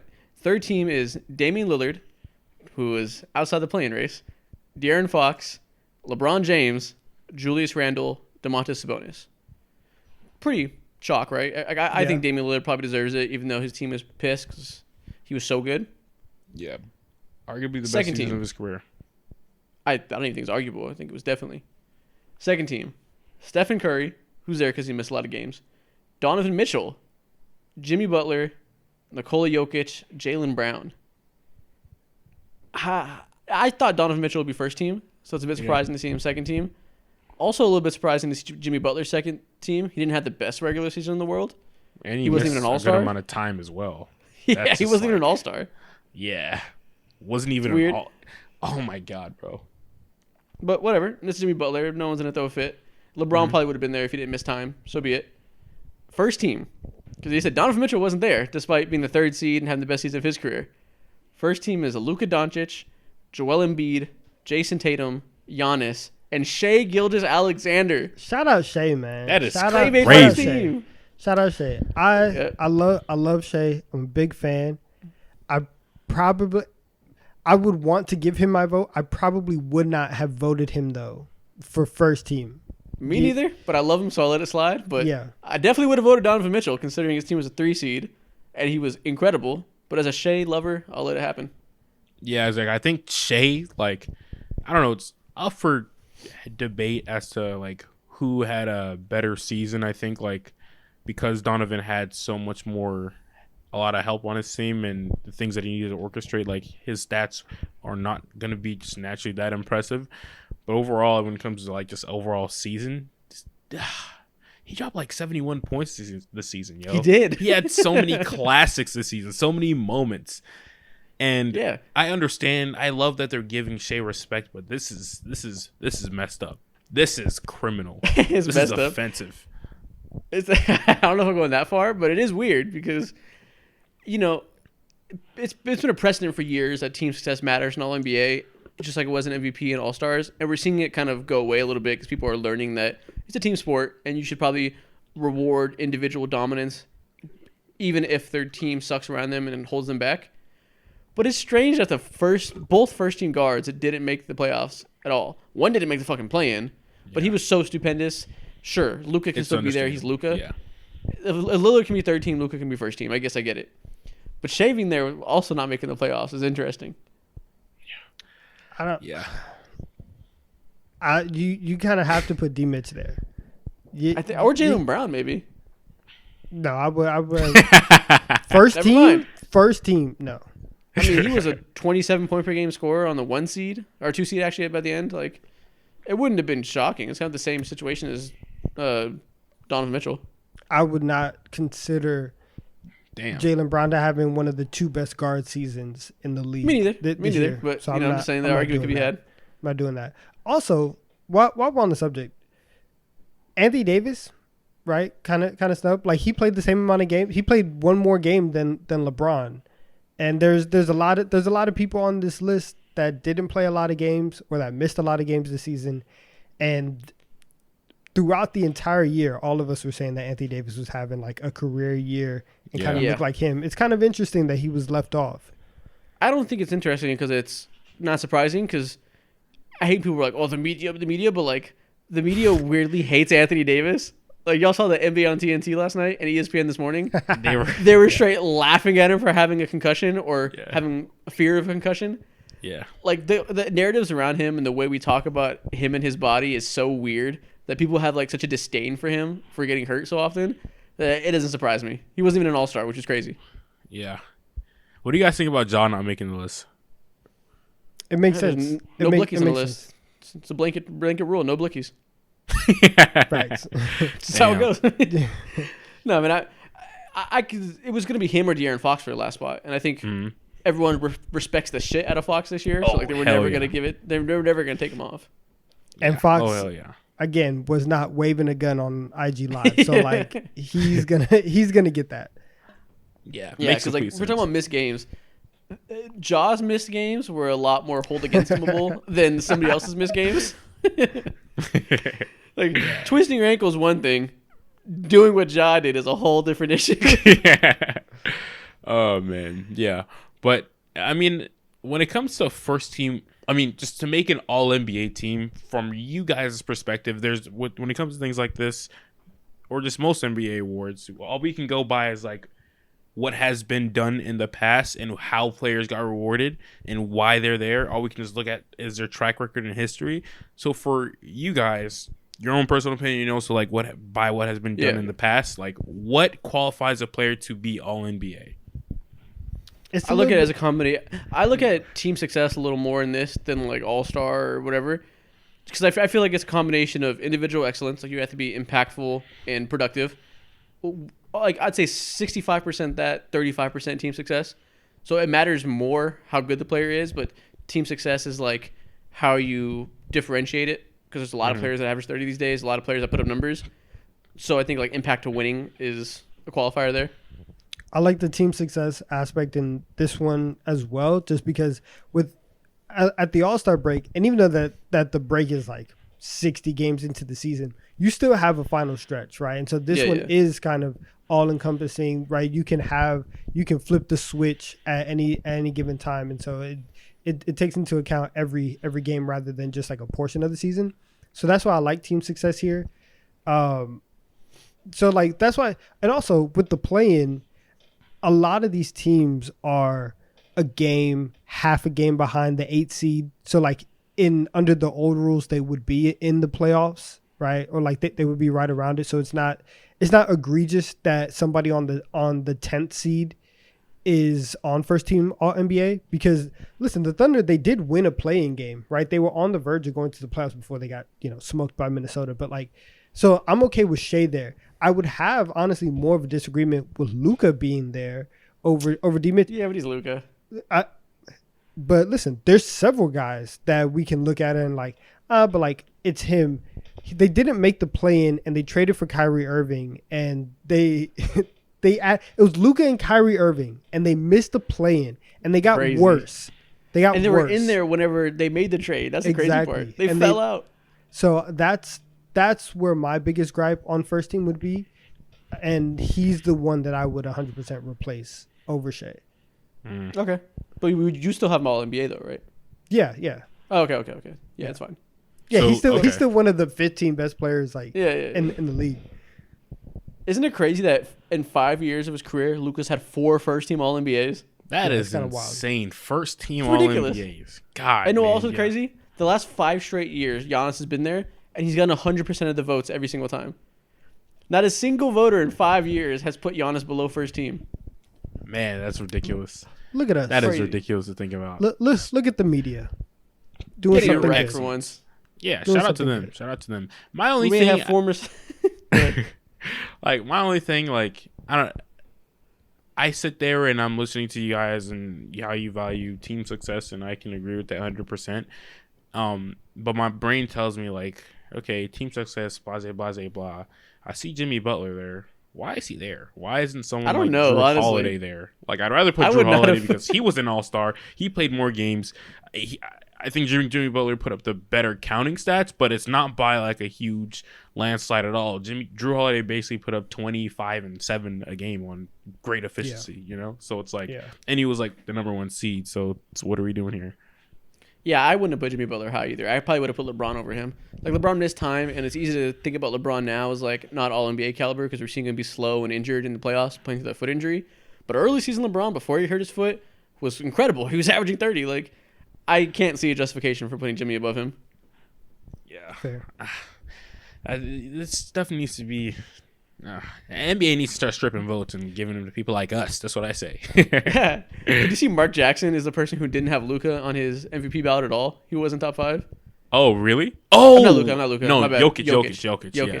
Oh, yeah. Mark Jackson. Wow. Yep, one person didn't have Jokic on there, and it was Mark Jackson. He's taking his coaching opportunities, man. I think last night or whenever he said some idiot didn't have Luke or Nikola Jokic top 5 in their hilarious shot. Dang. That's ridiculous. Idiot. That's crazy. He had Donovan Mitchell in there at number 5, but not. That's ridiculous. Nikola and Jokic. then he had Shea in there too, or am I tripping? I don't know. Was it Shea? I don't know. Yeah, it was some nasty stuff. Yeah, I think it was Embiid, Giannis, Luka, Shea, and Donovan Mitchell. That is crazy. You put someone who didn't even make the playoffs in. Terrible ballot. It was horrible. Yeah, man. His ass was not paying attention. Yeah, nah. You must have done that by accident. All right, man. I think we can move on to TikTok time. Let's do it. Let's get into it. Let's get this. First thing we're going to do, as always, we're going to start off with the draft. You guys know the rules. And this time we're going to do players who didn't go to college. So that could mean straight out of high school, G League, or international players. So I think last time I had second pick. So I go first, Mo second, Donovan third. All right. That's the order. All right, bet. All right, so sit up in my chair. Let's draft NBA lineups with players who didn't go to college. Or I got to say only. Let's draft NBA lineups with only players who didn't go to college. First pick, obviously I got LeBron James. Okay. I knew you were going to go there. As you should. That's predictable. That's a great pick. Second pick, give me Kobe Bryant.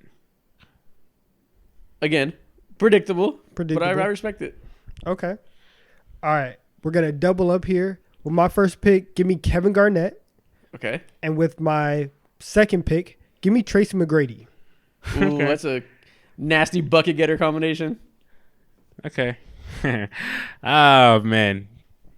Give me Nikola Jokic. Ooh, okay. I gotta get him off of Isaac's hands. Yeah, I for sure would have picked him. Yeah. Kobe and Jokic is a very complimentary duo. I like that. I fucking love it. Okay, so now it's my turn again. I'm gonna reach a little bit because there's not a lot of point guards on this list. Give me Luka Doncic. I knew it, of course. Okay. Yep. And then give me Giannis Antetokounmpo. Oh, Giannis did not go to college. Nope. That's nice. Bro was in Greece.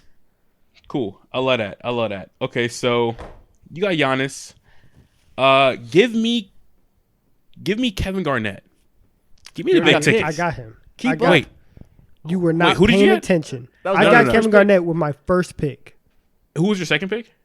Tracy McGrady. I thought, oh no, I'm gonna gouge my eyes out, bro. Damn. He was not listening. I was listening. Yeah, so now you're paying attention. I was listening. All right, cool. All right, it's okay. So I got Kobe and I got Jokic. Still, I'm gonna rock out for my third pick in this draft. Someone who didn't go to college. Damn.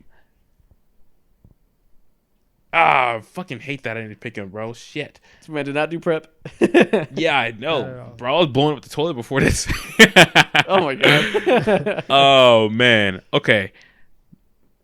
Go ahead and give me Steve Nash for my point guard. Steve Nash went to college. He did? What college did he go to? UC Santa Barbara. I think. Oh, my God. Are you serious? Something like that. Yeah. Yes. No, he went to college. Bro, kill me now. Okay. Let me restart that. Yeah, I know. Y'all are going to hate me. You have 5 seconds. Come on. Okay, go ahead. Before we assign a pick. Okay, go ahead. For my other spot, give me Manu. Yeah, there we go. Give me Manu. That's tough because that was my next pick. So now I have to reevaluate. Yeah. Okay. Uh-oh. All right, let's figure this out on the fly. Y'all gonna have backup plans to your backup plans. This is why we take forever. So, okay, with my next pick at my center, give me Dwight Howard. Damn, nice. I was gonna pick him next. Give me Dwight Howard, and then I'm gonna need somebody to run the point, unconventional, but give me Lou Williams. Okay, Lou Will, Gwinnett County legend. I like it. I think there's a lot of better options for point guards out there, but okay. Yeah, none of my business though. Professional scorer. Listen, we're just bucket getters. That's all we do. No defense on this side. Nice. So I got a big man and 2 ball handlers right now. I need someone who doesn't really need the rock, but can do something with it. Give me Moses Malone as my center. Wait. Okay. Wasn't it my turn? No. Oh, yeah, it is your turn. Fuck. It is. Wow. Damn. Got him. Stupid. Okay. I'm going to go ahead and do it. Payback's a bitch. Give me Moses Malone. I got backups. I'll be fine. I know you got backups. Go ahead. All right, so I need a big next to Giannis. I just played you the biggest mind games. I need a big next to Giannis that can space the floor. Give me Dirk Nowitzki. That's fine. Pussy. That's perfectly fine. And then I probably need another shooter since I got the ball handlers. Let's stretch the floor. Give me Peja Stojakovic. That's good. Okay, cool. So I got Manu, Kobe, Moses, Nikola, and I need another wing. And that shouldn't be the slowest front court of all time. That shouldn't be too hard to find. For my wing, go ahead and give me... Don't do it. Don't you dare. Shit. He's going to do it. Don't you I'm not going to do it. I'm not going to do it. Give me... Okay. For the vibes, give me Andre Karolinko. Okay. So you have Kirilenko, Moses, and Jokic. You have no foot speed on that team. Yeah. My team Ron is running up and down the court. Okay, listen. All of my defense is in my 4 and my 5. Because at my 3, give me Rashard Lewis. Okay. I like that. Shooter. That's all right. So y'all got some slow teams. Giannis and LeBron running up and down, up and down, up and down. All right, let's name our teams. I have LeBron at point guard, Luka at shooting guard, Peja at small forward, Dirk at power forward, and Giannis at center. Oh, yeah, you have the perfect team. All right. I got Manu at point guard, Kobe at the 2, AK-47 at the 3. Then I have Nikola Jokic and Moses Malone. You got the slowest team of all time. Yeah, my team is slow, but we're gonna give you them slow buckets that will irritate your soul. I got Lou Williams, Tracy McGrady. Why y'all laughing? You know what I'm saying? I don't appreciate this. I don't appreciate that. We act like Lou Williams is not a professional scorer. We act like Lou Williams isn't him. You know, 2 girls, 1 time Lou Will. That's him. That's him. He's that guy. You can have him. Okay. Lemon Pepper Lou. Okay. I have Lou Williams, Tracy McGrady, Rashard Lewis, Kevin Garnett, and Dwight Howard. Again, rim defense, incredible. All I'm saying is, if you didn't pick Lou Williams, you could have had LaMelo Ball or Tony Parker. I think I would take Lou over. Oh, you're nasty for that. You don't mean that. You don't mean that. He doesn't believe that. Put your ego down, man. I do. You say it with a straight face too. No, you don't. Prime Lou. Bro, I just realized. Everybody in the comments, pause our video. Go watch Prime Lou Williams highlights right now to remind y'all what this guy is like. Prime Lou Williams is a bucket. I think Prime Lou Williams is a small LaMelo Ball that can't pass. No. So he's not LaMelo Ball at all. So he's just like Isaiah Thomas. Like that's what he is. Y'all are disrespectful. Y'all are disrespectful. Okay. Let's move on to the next video. The next thing we're going to do is another tier list, like always. And we're going to do a tier list of MVP seasons. Okay. So this should be interesting. So, yeah, some individual player and individual seasons, and we got to put them in the tier list. So, I got the nice slurp in there. Bro, his sips have been gigantic this episode. Man, taking big gulps. Oh, God. Let's put these NBA MVP seasons into a tier list. First off, 2016 Steph Curry. S tier. Easy S tier. Never seen before. S. Maybe the best offensive season of all time. It's up there. Arguably, for sure. How about 2017 Russell Westbrook? That's an A tier. That's an A tier. Don't you? Yeah, I think A tier. Okay, cool. I thought you were about to underrated. Give him immaculate.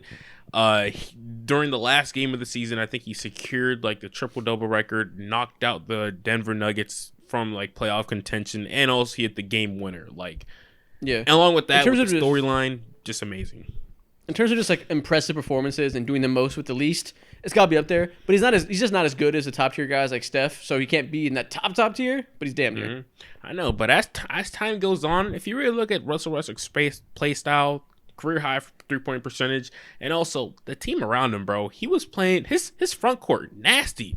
Victor Oladipo, pre-All-Star, that was his second best player. Yeah. He was him back then. Maybe he was minimizing him. I don't know. Maybe we shouldn't have had Sabonis in the corner. I don't know. All right. Spot up shooter Sabonis? I don't know. Ew. That's Billy Donovan's fault. Or Scott Brooks' fault. Whoever. All right, next up, 2011 Derrick Rose. Oh, that's a B, I want to say, but A is the vibes were immaculate. It's B. I don't know. Youngest MVP in NBA history? Youngest doesn't mean he was a better player than one seed. Yeah, but we're talking about impressiveness, though.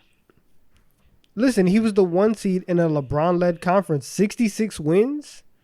When his second best player was Joakim Noah? I'm not saying he's C or D, but... Luol Deng? Carlos Boozer. If you stack his production up next to the Taj Gibson. Come on now. I'm going to go B. I want to say A, but realistically speaking, like Kirk Heinrich? He's not better than MVP Russ. So his season doesn't equate to that. Definitely B. B it is. The vibes are Mike Dunleavy. Guys, what are you doing? This is a great year. It is. It's an MVP season. He deserves it. B is not D. I disagree. 2023 Joel Embiid.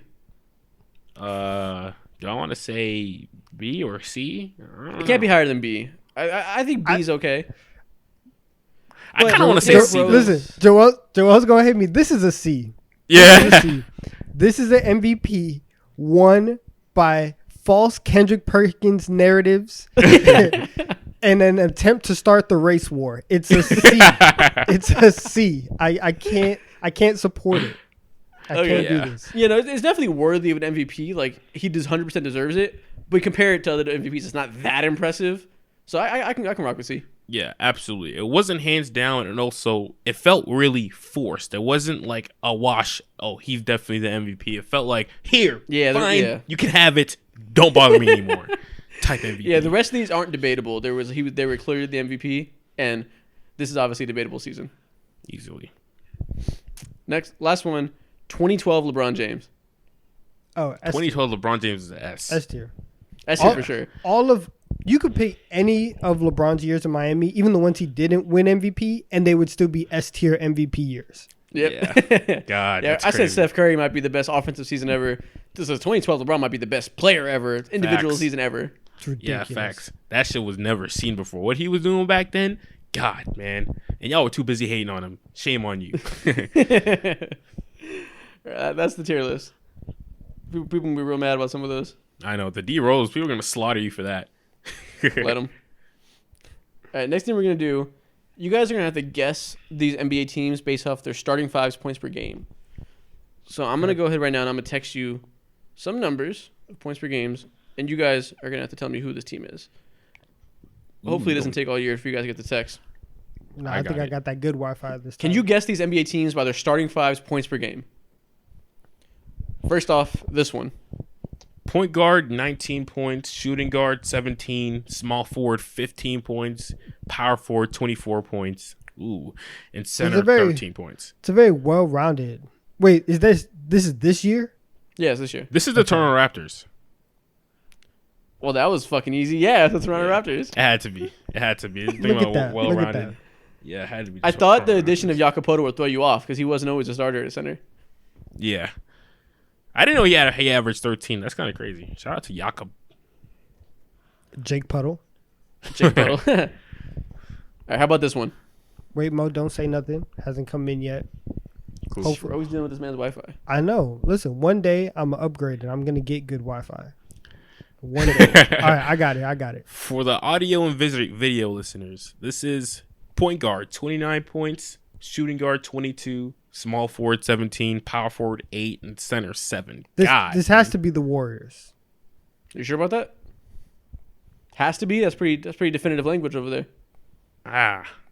It might be, actually. I think so. I'm going to take the Warriors, yeah. Okay, well, it's the Warriors, so I guess you're right. There you go. If it wasn't the Warriors, I was going to say, is this the Grizzlies? But, yeesh, was Dylan Brooks averaging 17? Nah. That was the biggest tell. Yeah, 8 and 7. That loony Draymond pairing woke up feeling dangerous every night. Yeah, 8 and 7 is so stark, bro. That's crazy. All right, what about this third one? Dang. Hopefully how about this one comes in. Cool. I don't know what it is. It really doesn't matter where I'm at. All right, we're good. All right, so let's point guard, 24 points. Shooting guard, 11 points. Small forward, 20 points. Power forward, 25 points. And center, 7 points. This is a little bit harder. Definitely a little harder than the first two. Yeah, definitely a little harder. So this is this point guard, small forward, and power forward thing is kind of dangerous. 1, 3, 4. It's weird because I want to say the Bucks, but just because it's like the 1, 3, 4, but it doesn't fit there, right? Because Giannis is closer to 30. Yeah, it's definitely correct. Not the Bucks. A lot of teams had 3 3-point scorers. Like I immediately think of like the Washington Wizards who had 3 20-point scorers. There's no way. There's no way. If this was the Wizards team, there's no way they're as bad as as they were. Imagine Monty Morris starting point guard, 24 points per game. Yeah, that's what I'm saying. This can't be that. Yeah, nah. The center is by far the worst player though on this team. I mean, on the starting line. Scorer. All right, let me see this. What? So 24 points per game in 25. So this is big. Is this the New York Knicks? This is the New York Knicks. Wow! Yeah. Look at you. Wait, there you go. Who averaged? No way. He averaged 20 a game. Don't say so. RJ Barrett averaged 20. He averaged 20? Shut your mouth. I think so. Yeah. Shut your mouth. Oh my god. No, listen. To be fair, it was the most inconsistent 20 you will ever see in your life. It's crazy. That 20 threw me off, bro. I thought this was a nice team. Technically, it was 19.6, but we'll give it to him. All right, 20. Let's call it 20. Damn, that's crazy. Shout out to Mitchell Robinson. Sorry for the slander. All right, how about this team? That's the Philadelphia 76ers right there. Gosh, yeah. That 33 that's stood MVP out. Joel. That's 33 got 3 points per game. Yeah, PJ Tucker is crazy. 3 points a game. He's washed up. Yeah, I remember. Think of another team. Can you think of another team that's ever had a starter score 10 times as much as another starter? That's crazy. That's insane. Yo, that's 11 insane, times. Yo. 11 times as much. Wow. Yeah, this man is historic. This man is historic. One of the greatest of all times to not. This man is historic. One of the greatest of all time to not put the ball in the basket. Easily. Straight cardio. Dynamic duo. Straight cardio. Yeah. Shout out to Tyrese. 20 a game is smooth. All right, next one. We got a little more even. You got it, Donovan? Yeah. Talk me through your thoughts. So, okay. Point guard, 26 points per game. Shooting guard, 20. Small forward, 20. Power forward, 20. Or power forward, 13. And center, 12. Small forward, 15. You misspoke. Ooh, small forward, 15. Power forward, 13. Center, 12. So how are we feeling about this? I could say this is Trae Young in the Atlanta Hawks. I feel like Trae scored a little bit more, but I'm gonna defer to you and your Hawks fandom. We'll go with the Atlanta Hawks. Lock it in. Correct. Yeah. Yeah. Yeah, I could tell. The way it started to trickle down makes sense. Yeah, every position gets worse and worse. Yeah, exactly. This is the Hawks. I know my team. I know mid when I see it. This man's a mid magician. Yeah. All right, last one. You got it, Donovan? Cool. Yeah, I got it. Point guard, 25 points per game. Shooting guard, 15. Small forward, 13. Power forward, 15. And center is 19. Now, this is tough. So this point guard is averaging 25 points per game. The center is getting up a smooth 19, damn near 20. 19 is close to 20, correct? Yeah. Okay. This is Tyrese Halliburton and the Indiana Pacers. This is not. Dang. I thought they were much better than Tyrese is not hitting 25 for sure. Yeah, Tyrese is closer to 2021. Yeah. I thought he was like that. He failed me. Okay, so for that 25 point per game mark. There's a lot of point guards that be scoring like this. Yeah, exactly. There's a lot of point guards. What point guard? Damn, 25 points though is a lot. It's a lot. Okay. I'm not sure. Okay, let's start to think. So in the West, I don't think it could be anybody in the Pacific Division because we already got the Warriors. Oh wait. Oh no. This is the Sacramento Kings. This is Beam Team. Oh, nice. You saved that. You saved us with that one. I wouldn't have never guessed, bro. And I was just about to cross the bonus average only 19. Wow. Interesting. Yeah, because you average like 8 assists per game. I thought it was more like 17 or something like that. But cool. Shout out to him. Awesome. Beam. All right. So that's that segment. Next thing we're going to do another type of draft that we started last week where we draft players based off traits. This time we're going to do point guards only.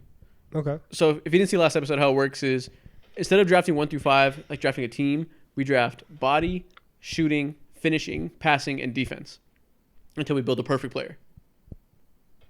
Perfect. So last time I had the first pick, so I have third now. Who had second last time? I think Donovan, that was Donovan. Yeah, so Donovan's first, Mo's second, I'm third.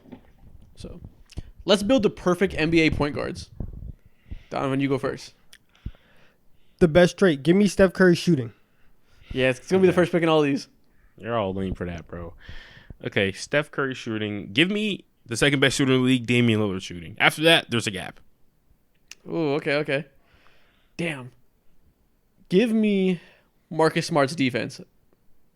Okay, fraud. Continue. And then next one. Ooh, I can go a lot of ways with this. Give me LaMelo's body. Ooh, okay, ankles. Let's go. I got a 6'7" lockdown. He's not slow. Yeah, he's not slow, but what's your vert? Okay. What you got? All right, so it's my turn. Cool. So go ahead and give me Drew Holiday defense. Okay. Super value. I should have picked him over Smart. I like that. Yeah. Drew Holiday defense for sure.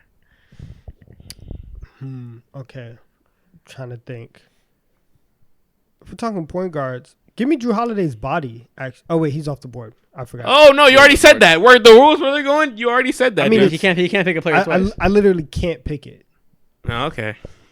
I want to see you guys in the. I want to see. Bro was ready to bitch and complain. He couldn't wait. All right.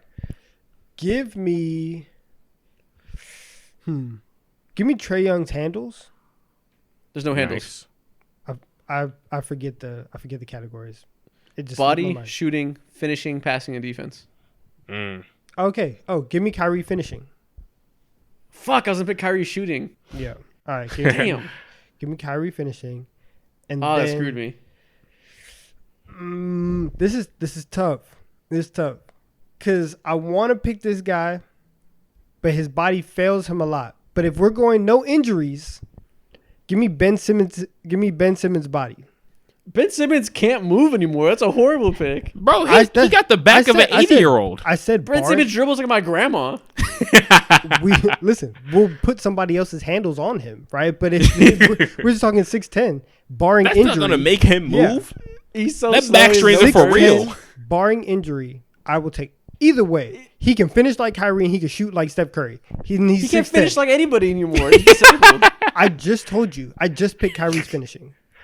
Oh, that's hilarious. Watch. Okay. When I put this into 2K, I'm beating you all on park. I'm winning. All right, go ahead. Give me. So I have Damian Lillard shooting, Drew Holiday defense. Give me John Morant's finishing. Oh, I was gonna pick that next. Yeah. Okay. Give me James Harden passing, first of all, and then give me Shai Gilgeous-Alexander's finishing. Nice. Give me the better passer finisher than Ja. That's very debatable. Give me the better passer, Luka Doncic. Okay. Yeah, and so that's my pick. Ooh, now all I have left is athleticism / body. I thought Luka was already picked. I don't know why I thought that. Damn. Y'all slipping. I folded. Okay. So I got Ben Simmons' body, Steph Curry shooting, Kyrie finishing. Give me Tyrese Halliburton passing. I love that. Ooh, that's a great pick. That's a really good pick. And give me, if he still counts, give me DeJounte Murray defense.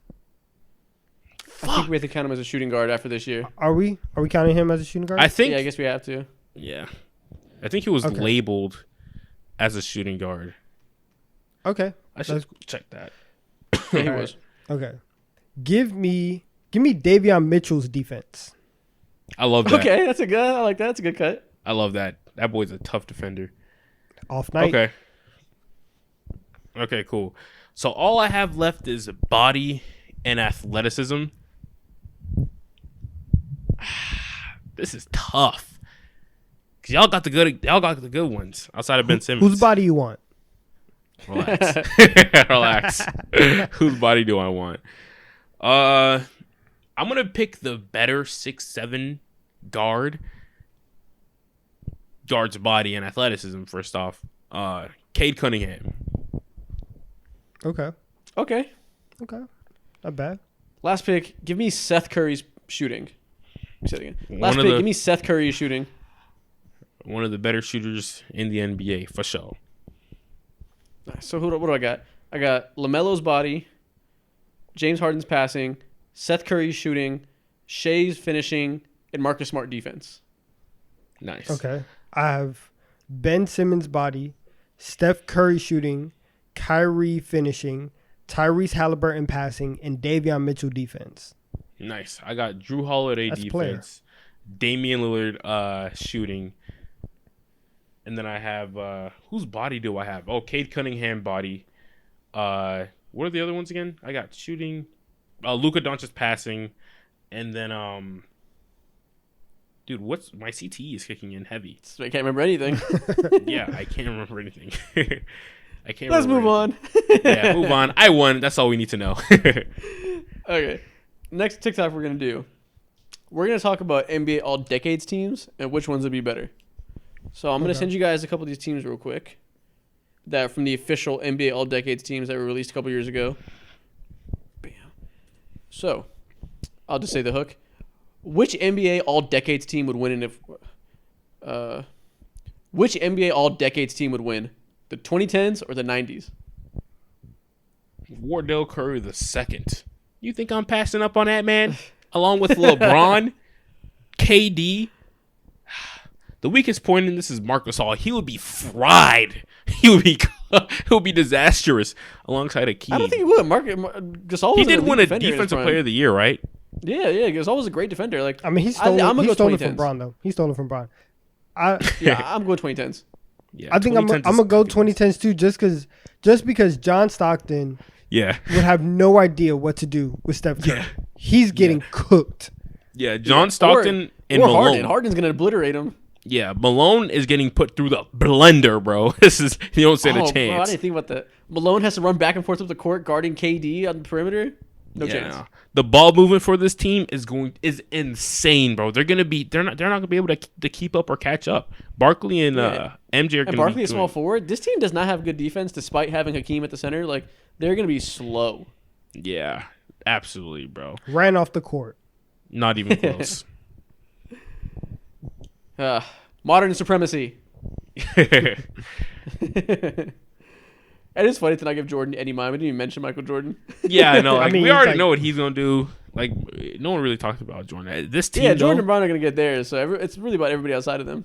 Yeah, exactly. And I think everyone, outside of Hakeem, is like an extra step. Of obviously Hakeem and like MJ, of course, but everyone else is like an extra step ahead of everyone. Yeah. On the others. Okay. What's next? So next one is the 80s versus the 2000s. The 80s. This one's a lot closer, I think. Yeah, this is closer. I think I'm taking the 80s. Really? Is that easy? I think I'm gonna take the 80s. Magic can dominate Steve Nash. He's gonna back him down all day. Larry Bird, and Dr. J them two on the fast break is gonna be nasty. That's gonna be a very underrated fast break combo. And this 2000 team is slow. Dirk at the 3. Yeah, who's he gonna guard? And I almost immediately think he'll probably guard Bird. Bro. Yeah, it'd have to be Bird. But you got Tim Duncan and Dr. J. Like, that foot speed difference is crazy. I know. And MJ and Jordan are arguably the two best players out of like these two entire teams. And if you have the two best players along with like Dirk playing defense, it's not looking bright. Yeah, I'm going 80s. You're right. 80s for sure. Yeah. Yeah, they screwed this 2000s team by putting Dirk at small forward. Like, as great as he is, he's out of position against these really, really fast guys on the other team. Deep fried. That's what he's getting. But is 2000s Kobe? How close is 2000s Kobe to 80s Jordan? Because it was pre-prime Jordan. Even then, I think like still 80s Jordan is still there. Yeah, young Jordan was putting up his most points of his career. Like, didn't he average 36 like his third year? Yeah, something like that. 36 or 37. Yeah, he was different. And had a DPOY. Still. What did you say? And he had a DPOY in the 80s. Hell yeah. Yeah, what? Damn, young Jordan might be locking up Kobe. I don't know. Yeah, exactly. He was different. The team was. Steve Nash is wildly out of place in these lineups. Steve Nash is getting fried. I know. I immediately see him and I'm like, who is he supposed to guard? What is he supposed to do on defense? He might as well save his energy and just like twiddle his thumbs until it's offensive time. He might as well coach this team and they play 4-on-5. Will they be a good coach team? No. They'd be the worst coach team. No. Listen, it's bad option versus bad option. Yeah, it's lose, my boy. All right, last thing we got before we get out of here. It's a long episode. Donovan, I think you have another conspiracy video for us. Yes, sir. Ooh. I got you. Y'all. We did this like a month ago now, where we reacted to NBA conspiracy theories and said whether we think they're true or not. We got another round of them. All right. Y'all good? Yep. Yeah. Mo out there with the big old. Put that fucking cup down. I know. There was nothing in there. I was like, these. I'm so down bad. Nuisance. So the hook is, are these NBA conspiracy theories fact or cap? All right. Let's go. Are these NBA conspiracy theories fact or cap? All right. Okay. KD joined the Warriors just to slow down Under Armour's growth. That's insane hating. Are you serious? Yep. Nike sent. Oh, he's a Nike sleeper agent? That's Nike crazy. The thing is that Nike sent KD to slow down Steph Curry and Under Armour. Oh, take the shine away back to their athlete who was like, they probably also thought LeBron was going to be aging out of it soon. They need KD to go to the forefront. That is genius. I hope that's true. That got to be capped, though. There's no way KD would do that. Yeah. It's capped for sure. But that's some big brain Nike shit that they're probably like thinking about in the moment. They're glad it happened. Yeah, and he did just get a lifetime contract. And I don't know if KD's shoes are worth a lifetime contract. So maybe there was some under-the-table type deal going on. Yeah, maybe he paid it forward. Ooh. He paid it forward by making that move, and now they're rewarding him in the back end. Steal the shine. This might be fact, low-key. Okay. Yeah. Let's say fact. I love it. Next one. Draymond was suspended in 2016 purely for ratings. No, Cap. That man is a dick puncher through and through. He's been doing his whole life. They couldn't stand for that. Cap. It's Cap. Also, in the same playoffs, he kicked Steven Adams in the nuts. Like you dick puncher, I'm telling you, it's what he does. You can't let him go unchecked. He loves it. Yeah. What's that? I want to see the sack. He doesn't want to punch. Oh my god, bro, that's crazy. Yeah, Draymond Green's fouling highlights are easily better than any defensive player in the NFL, bro. All right, has a hit stick. Yeah. Next one, Jimmy Butler is Michael Jordan's son. Ooh, I love this one. This is my favorite one. Yeah, it's got to be fact. Got to be fact. Jimmy's different. Jimmy's never met his dad. That's all I'll say. Isn't that a thing? Yeah. That's Jimmy's never met his dad. There's a hole there to be filled by a certain legendary NBA player. It makes sense. Yeah, absolutely. It makes sense because obviously background, stature wise, obviously like Jimmy doesn't have the athleticism. Almost nobody does that MJ's had. This has to be fact though. Mentality. I need to see the birth certificate. Bloodline. Okay. Show me the birth certificate. Yeah, exactly. All right. Next it's obviously cap, but it'd be funny. Next one. Blake Griffin's slam dunk contest was rigged by Kia. Oh, with the car thing? Yeah. Wait. How was it rigged? I'm missing out on this one. Kia had a new car coming out, and they told Blake Griffin to jump over the hood, and if he did it, they would give him the slam dunk contest, the championship. They were in cahoots with the NBA? Yeah. I want to say fact because that dunk was so unimpressive for the hype it got, but dunk contest judges are notoriously unreliable and bad at their jobs, so maybe they were just like, ooh, car is shiny, and they gave him a 10. Yeah. No, this is fact. This is fact. The NBA is about its dollars, and Kia got in on it. This is fact. I can see it. That is a fraudulent slam dunk contest championship. I won't stand. I love it. I feel like next year we're gonna see Hamidou Diallo jump over a Tissot watch and win it. So I can see that. Jump over. He's gonna have that thing on. He's gonna have like 10 watches on his fucking forearm and just dunk on it, and he's gonna look at the time. It's gonna be egregious. All right. They're gonna have somebody place a bet live in air. FanDuel. Yeah. Crazy. All right. Next one. Paul Pierce actually sharded himself instead of getting hurt in the 2008 finals. 100% facts. I will live and die by this one. Paul Pierce shit his pants, and he will not admit it. Every time he's asked on TV, he'll swear it down through and through, but we all know it's true. Yeah, exactly, bro. Why not keep it real? We all have those moments where we just gotta lie our way out to the situation to go use the bathroom. Fact. I don't know where was that played? What city was that in? What? What city was that game in? It was in Boston. That was in Boston. Okay, it was in Boston. Yeah. Yeah, I just know every Boston celebrity on the side of the court. Matt Damon could smell Paul Pierce from across the court. I know for a fact this was a thing. Crazy. All right. Last one. This one's actually kind of my personal favorite. The Denver Nuggets signed DeAndre Jordan just so that Jokic's on-off numbers looked better. Oh, they were pushing the agenda. This is crazy. That's crazy light years thinking. I love this. They pushed for his MVP so hard that they said, give us the worst player in the league. We're going to skew these numbers ourselves. Analytics guys cooked up in the office and was like, DeAndre Jordan ain't done none since 2016. It was like that scene in Moneyball. We had Jonah Hill on, looking at a spreadsheet. DeAndre Jordan, he's the worst player in the NBA. We need him. This is I would say fact because it's funny, but I'm going to say cap because there's been 4 GMs in the past few years that have been tricked into thinking they need DeAndre Jordan on their roster. So I think he just has the real conspiracy theory is DeAndre Jordan has information on somebody in the league office, and they're mandating him have a job. Damn, he just can't be a good guy. Maybe that's what I'm saying. He's a vibes amazing guy. Vibes. Gives the greatest high fives ever, bro. Exactly. He's a good. No, this is Payola. He has to be a good card player. That's the only thing I could think of. He has he has photos of somebody. He has to be killing them Blu-ray tables.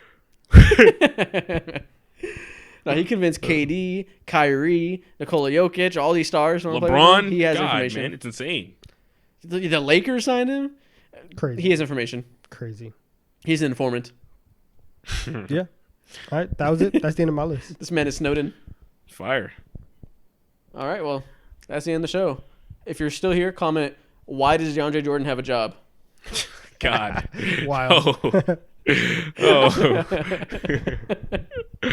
That's the show. All right, peace. See you later. All right, y'all.